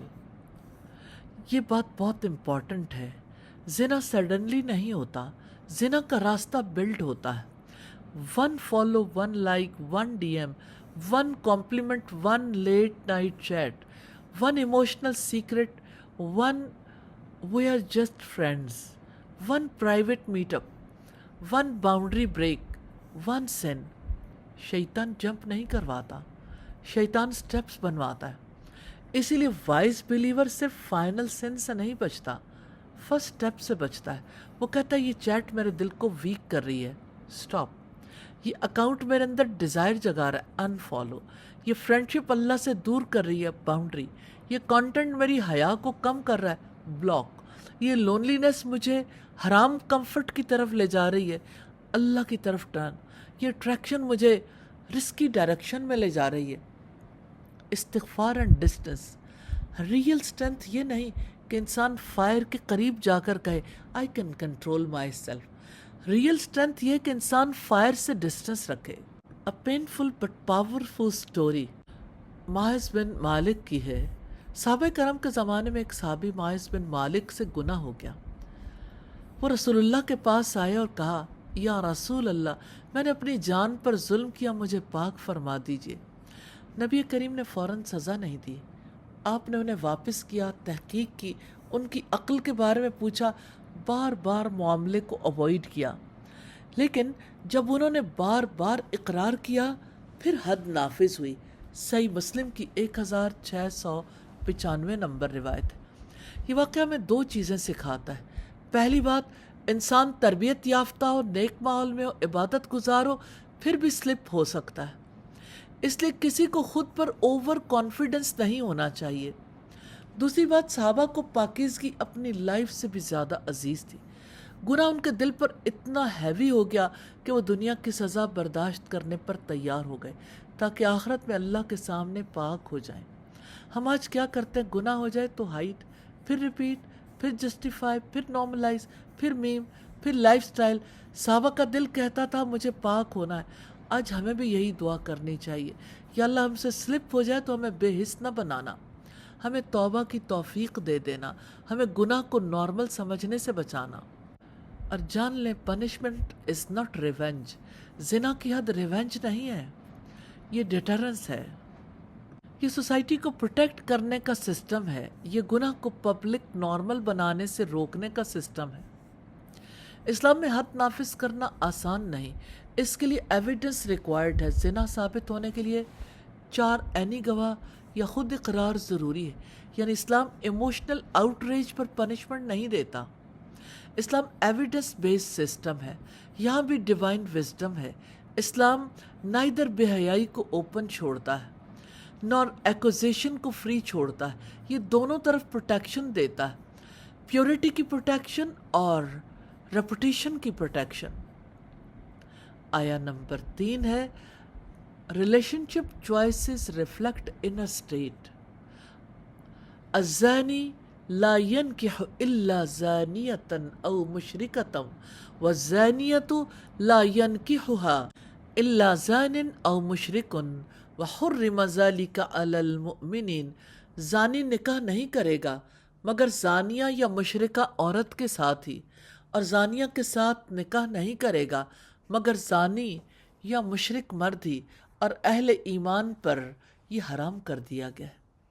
یہ آیت ہمیں بتاتی ہے کہ گناہ صرف ایکشن کو افیکٹ نہیں کرتا، گناہ ٹیسٹ کو بھی افیکٹ کرتا ہے، کیریکٹر کو بھی افیکٹ کرتا ہے، ریلیشن شپ چوائسز کو بھی افیکٹ کرتا ہے۔ دل کی پیورٹی ریلیشن شپ چوائسز میں نظر آتی ہے۔ جو انسان اللہ تعالیٰ کی اطاعت چاہتا ہے وہ ایسے تعلق کو پسند نہیں کرتا جو اللہ تعالیٰ کی نافرمانی پر بنا۔ جو پاکیزگی چاہتا ہے وہ ایسے بانڈ سے گھبراتا ہے جس کی بنیاد گناہ ہو۔ جو جنت چاہتا ہے وہ ایسا لو نہیں چاہتا جو جہنم کے راستے پر لے جائے۔ لو اگر گناہ کی بنیاد پر ہو تو وہ لو نہیں، ٹریپ ہے۔ حرام ریلیشن شپ میں شروع میں سویٹنس ہوتی ہے، بعد میں بٹرنس آتی ہے۔ حلال ریلیشن شپ میں شروع میں ڈسپلن ہوتا ہے، برکہ بعد میں آتی ہے۔ سٹوری آف مرثد رضی اللہ تعالیٰ عنہ۔ ایک صحابی مرثد بن ابی مرثد مکہ سے کمزور مسلمان قیدیوں کو نکال کر مدینہ پہنچایا کرتے تھے۔ جاہلیت کے زمانے میں ان کا ایک عورت عناق سے تعلق تھا۔ وہ عورت بدکار تھی۔ ایک رات مرثد مکہ میں ایک قیدی کو لینے گئے، چاندنی رات تھی، عناق نے انہیں پہچان لیا۔ اس نے انہیں گناہ کی دعوت دی۔ مرثد نے کہا، عناق، اللہ نے زنا حرام کر دیا۔ یہ ایک سنٹنس کتنا پاورفل ہے۔ دل میں اٹریکشن تھی، پاسٹ کنیکشن تھا، اپرچونٹی تھی، سیکریسی تھی، لیکن انہوں نے کہا اللہ نے حرام کر دیا۔ یہی ایمان ہے۔ ایمان doesn't mean you never feel attraction. ایمان مینس اٹریکشن کے باوجود اللہ کو چوز کرنا۔ بعد میں مرثد رضی اللہ تعالیٰ عنہ نے نبی صلی اللہ علیہ وسلم سے اس عورت سے نکاح کی اجازت پوچھی، آپ خاموش رہے۔ پھر یہ آیت نازل ہوئی اور آپ نے فرمایا، اے مرثد، اس سے نکاح کا ارادہ چھوڑ دو۔ یہاں لیسن یہ ہے، پاسٹ اٹیچمنٹ پاکیزہ فیوچر کی گارنٹی نہیں ہوتی۔ ہر ایموشنل بانڈ حلال بانڈ نہیں ہوتا۔ ہر اٹریکشن میرج مٹیریل نہیں ہوتی۔ ہر پرسن جسے دل چاہے دین کے لیے سوٹیبل نہیں ہوتا۔ ریلیشن شپ میں صرف کیمسٹری نہیں دیکھنی، کیریکٹر دیکھنا ہے، تقوی دیکھنا ہے، پیورٹی دیکھنی ہے، اللہ کے ساتھ تعلق دیکھنا ہے۔ لیکن کتنے ہی لوگ کہتے ہیں، بٹ آئی لو ہم، but she understands me, we are not doing any thing wrong, we are just talking, well make it حلال لیٹر۔ ہماری انٹینشن سیریس ہے، اٹس ایموشنل سپورٹ، وہ مجھے اللہ کے قریب بھی کرتا ہے کبھی کبھی. لیکن سوال یہ ہے، کیا یہ ریلیشن شپ اللہ تعالیٰ کی لمٹس کے اندر ہے؟ کیا اس بانڈ میں حیا ہے؟ کیا پیرنٹس کو معلوم ہے؟ کیا یہ ٹرانسپیرنٹ ہے؟ کیا یہ نکاح کی ڈائریکشن میں رسپیکٹفل پروسیس ہے یا سیکرٹ اٹیچمنٹ ہے؟ سیکرٹ حرام کنیکشن دل کا نور کھا لیتا ہے، پھر نماز ہیوی لگتی ہے، قرآن بورنگ لگتا ہے، گلٹ آتا ہے، انگزائٹی آتی ہے، اوور تھنکنگ آتی ہے، پوزیسونیس آتی ہے، فیئر آف ایکسپوئر آتا ہے، اور دل آہستہ آہستہ اللہ سے دور ہونے لگتا ہے. اس لیے سورہ النور ہمیں کہتی ہے، لو کو چیپ نہ کرو، ہارٹ کو پلے گراؤنڈ نہ بناؤ، نکاح سے پہلے میرج لائک اٹیچمنٹ نہ بناؤ، اللہ کی لمٹس میں رہو، کیونکہ اللہ کا حکم لو کو ڈسٹروائے نہیں کرتا، لو کو پروٹیکٹ کرتا ہے. The real issue, do we trust Allah? Surah An-Nur کی پہلی 3 آیات ہمیں ایک انکمفرٹیبل مگر نیسیسری کویسچن دیتی ہیں. ڈو وی ریئلی ٹرسٹ اللہ سبحانہ و تعالیٰ؟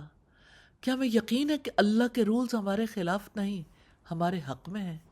کیا ہمیں یقین ہے کہ اللہ باؤنڈریز دے کر ہماری ڈگنیٹی پروٹیکٹ کرتے ہیں؟ کیا ہمیں یقین ہے کہ حرام ریلیشن شپ وقتی سویٹنس کے بعد ڈیمیج دیتا ہے؟ کیا ہمیں یقین ہے کہ پیورٹی امپاسبل نہیں، پاسبل ہے؟ کیا ہمیں یقین ہے کہ اللہ کا حکم ماڈرن ایج میں بھی ویلڈ ہے؟ اگر آنسر یس ہے تو پھر سرنڈر آسان ہو جاتا ہے. اگر دل میں ڈاؤٹ ہے تو پھر ہر حکم ڈیفیکلٹ لگتا ہے. اس لیے آج کا سب سے بڑا فوکس پنشمنٹ نہیں، سرنڈر ہے. ہمیں دل میں یہ انسٹال کرنا ہے، اللہ اکبر، اللہ میری ڈیزائر سے بڑا ہے، اللہ میرے ایموشن سے بڑا ہے، اللہ میرے اٹریکشن سے بڑا ہے، اللہ میرے پیئر پریشر سے بڑا ہے، اللہ میری سیکرٹ چیٹ سے بڑا ہے، اللہ میرے کمفرٹ سے بڑا ہے، اللہ میری سوسائٹی سے بڑا ہے، اللہ میرے زمانے سے بڑا ہے. سیلف چیک مومنٹ ہے. اب ذرا اپنے دل سے پوچھیں، کیا میں پیورٹی کو آؤٹ ڈیٹڈ کانسیپٹ سمجھتی ہوں؟ کیا میرے دل میں اللہ کے سوشل رولز کے بارے میں ڈسکمفرٹ ہے؟ کیا میں باؤنڈریز کو اپریشن سمجھتی ہوں یا پروٹیکشن؟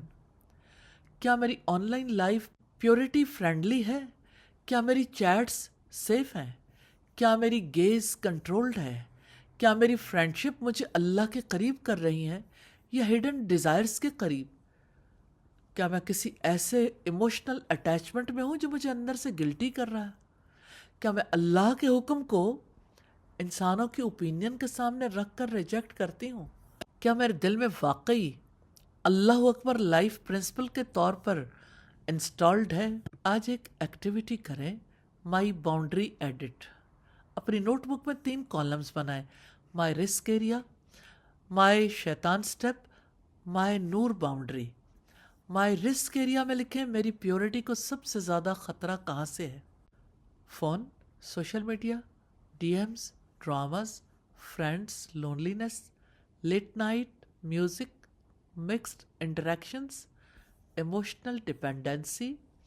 مائی شیطان سٹیپ میں لکھیں وہ پہلا سٹیپ کیا ہے جہاں سے سلپ شروع ہوتی ہے. Follow, stalking, chat, flirting, secret call, romantic content, immodest content, being alone, daydreaming. My Noor boundary میں لکھیں میں آج کون سی باؤنڈری لگاؤں گی. Unfollow, block, time limit, no late night chat, no private DM, lower gaze, fix dressing, talk to mentor, توبہ، صلاح آن ٹائم، قرآن ڈیلی. یاد رکھیں، لائٹ آلویز ریکوائرز ڈسپلن. نور چاہیے تو نفس کو ڈسپلن کرنا ہوگا، زبان کو کنٹرول کرنا ہوگا، نگاہ کو گارڈ کرنا ہوگا، دل میں اللہ اکبر کو انسٹال کرنا ہوگا. کور میسج آف سیشن ہے، آج کا کور میسج یہ ہے، پیورٹی نیگوشیبل نہیں ہے، کیریکٹر پرائیویٹ میٹر نہیں ہے، سوسائٹی کی فاؤنڈیشن پاک دامنی پر ہے. فریڈم وداؤٹ لمٹس کیوس بن جاتی ہے. اللہ کا حکم ڈگنیٹی ڈسٹروائے نہیں کرتا، ڈگنیٹی پروٹیکٹ کرتا ہے۔ اسلام کا سوشل سسٹم ہارش نہیں، پروٹیکٹیو ہے۔ یہ صورت ہمیں گلٹ دینے نہیں آئی، یہ ہمیں ایلیویٹ کرنے آئی ہے، یہ ہمیں ایکسپوز کرنے نہیں آئی، یہ ہمیں پروٹیکٹ کرنے آئی ہے، یہ ہمیں لائف سے ڈسکنیکٹ کرنے نہیں آئی، یہ ہمیں نور والی لائف دینا چاہتی ہے۔ کمٹمنٹ پوائنٹس ہیں۔ آج میں کمٹمنٹ کرتی ہوں، میں اپنے نفس اور معاشرے کی اصلاح کے لیے سیریس سٹیپس لوں گی۔ میں اللہ کی حدود کے اندر رہنے کی کوشش کروں گی۔ میں اپنی gaze, chats, friendships, dressing, privacy اور ہارٹ کو سورہ النور کے نور میں ریویو کروں گی۔ میں حرام کو نارمل نہیں بناؤں گی۔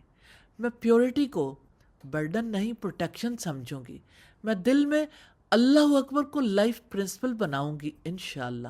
یا اللہ ہمیں سورہ النور کا نور عطا فرما، ہمیں پاکیزگی کی محبت دے دے، ہمیں گناہ سے نفرت دے دے، ہماری نگاہوں کو حیا دے دے، ہمارے دلوں کو تقوی دے دے، ہماری فرینڈشپس کو پاکیزگی دے دے، ہماری آن لائن لائف کو اکاؤنٹیبلٹی دے دے، ہمیں سیکرٹ سن سے بچا لے، ہمیں شیطان کے سٹیپس پہچاننے کی سمجھ دے دے۔ یا اللہ ہمارے دلوں میں اللہ اکبر کو حقیقت بنا دے، ہمیں اپنے حکم کے سامنے جھکنے والا بنا دے، ہمیں پیورٹی، ڈگنیٹی اور نور والا مسلمان بنا دے۔ آمین ثم آمین یا رب العالمین۔ سبحانک اللہم وبحمدک نشہد ان لا الہ الا انت نستغفرک ونتوب الیک۔ السلام علیکم ورحمۃ اللہ وبرکاتہ۔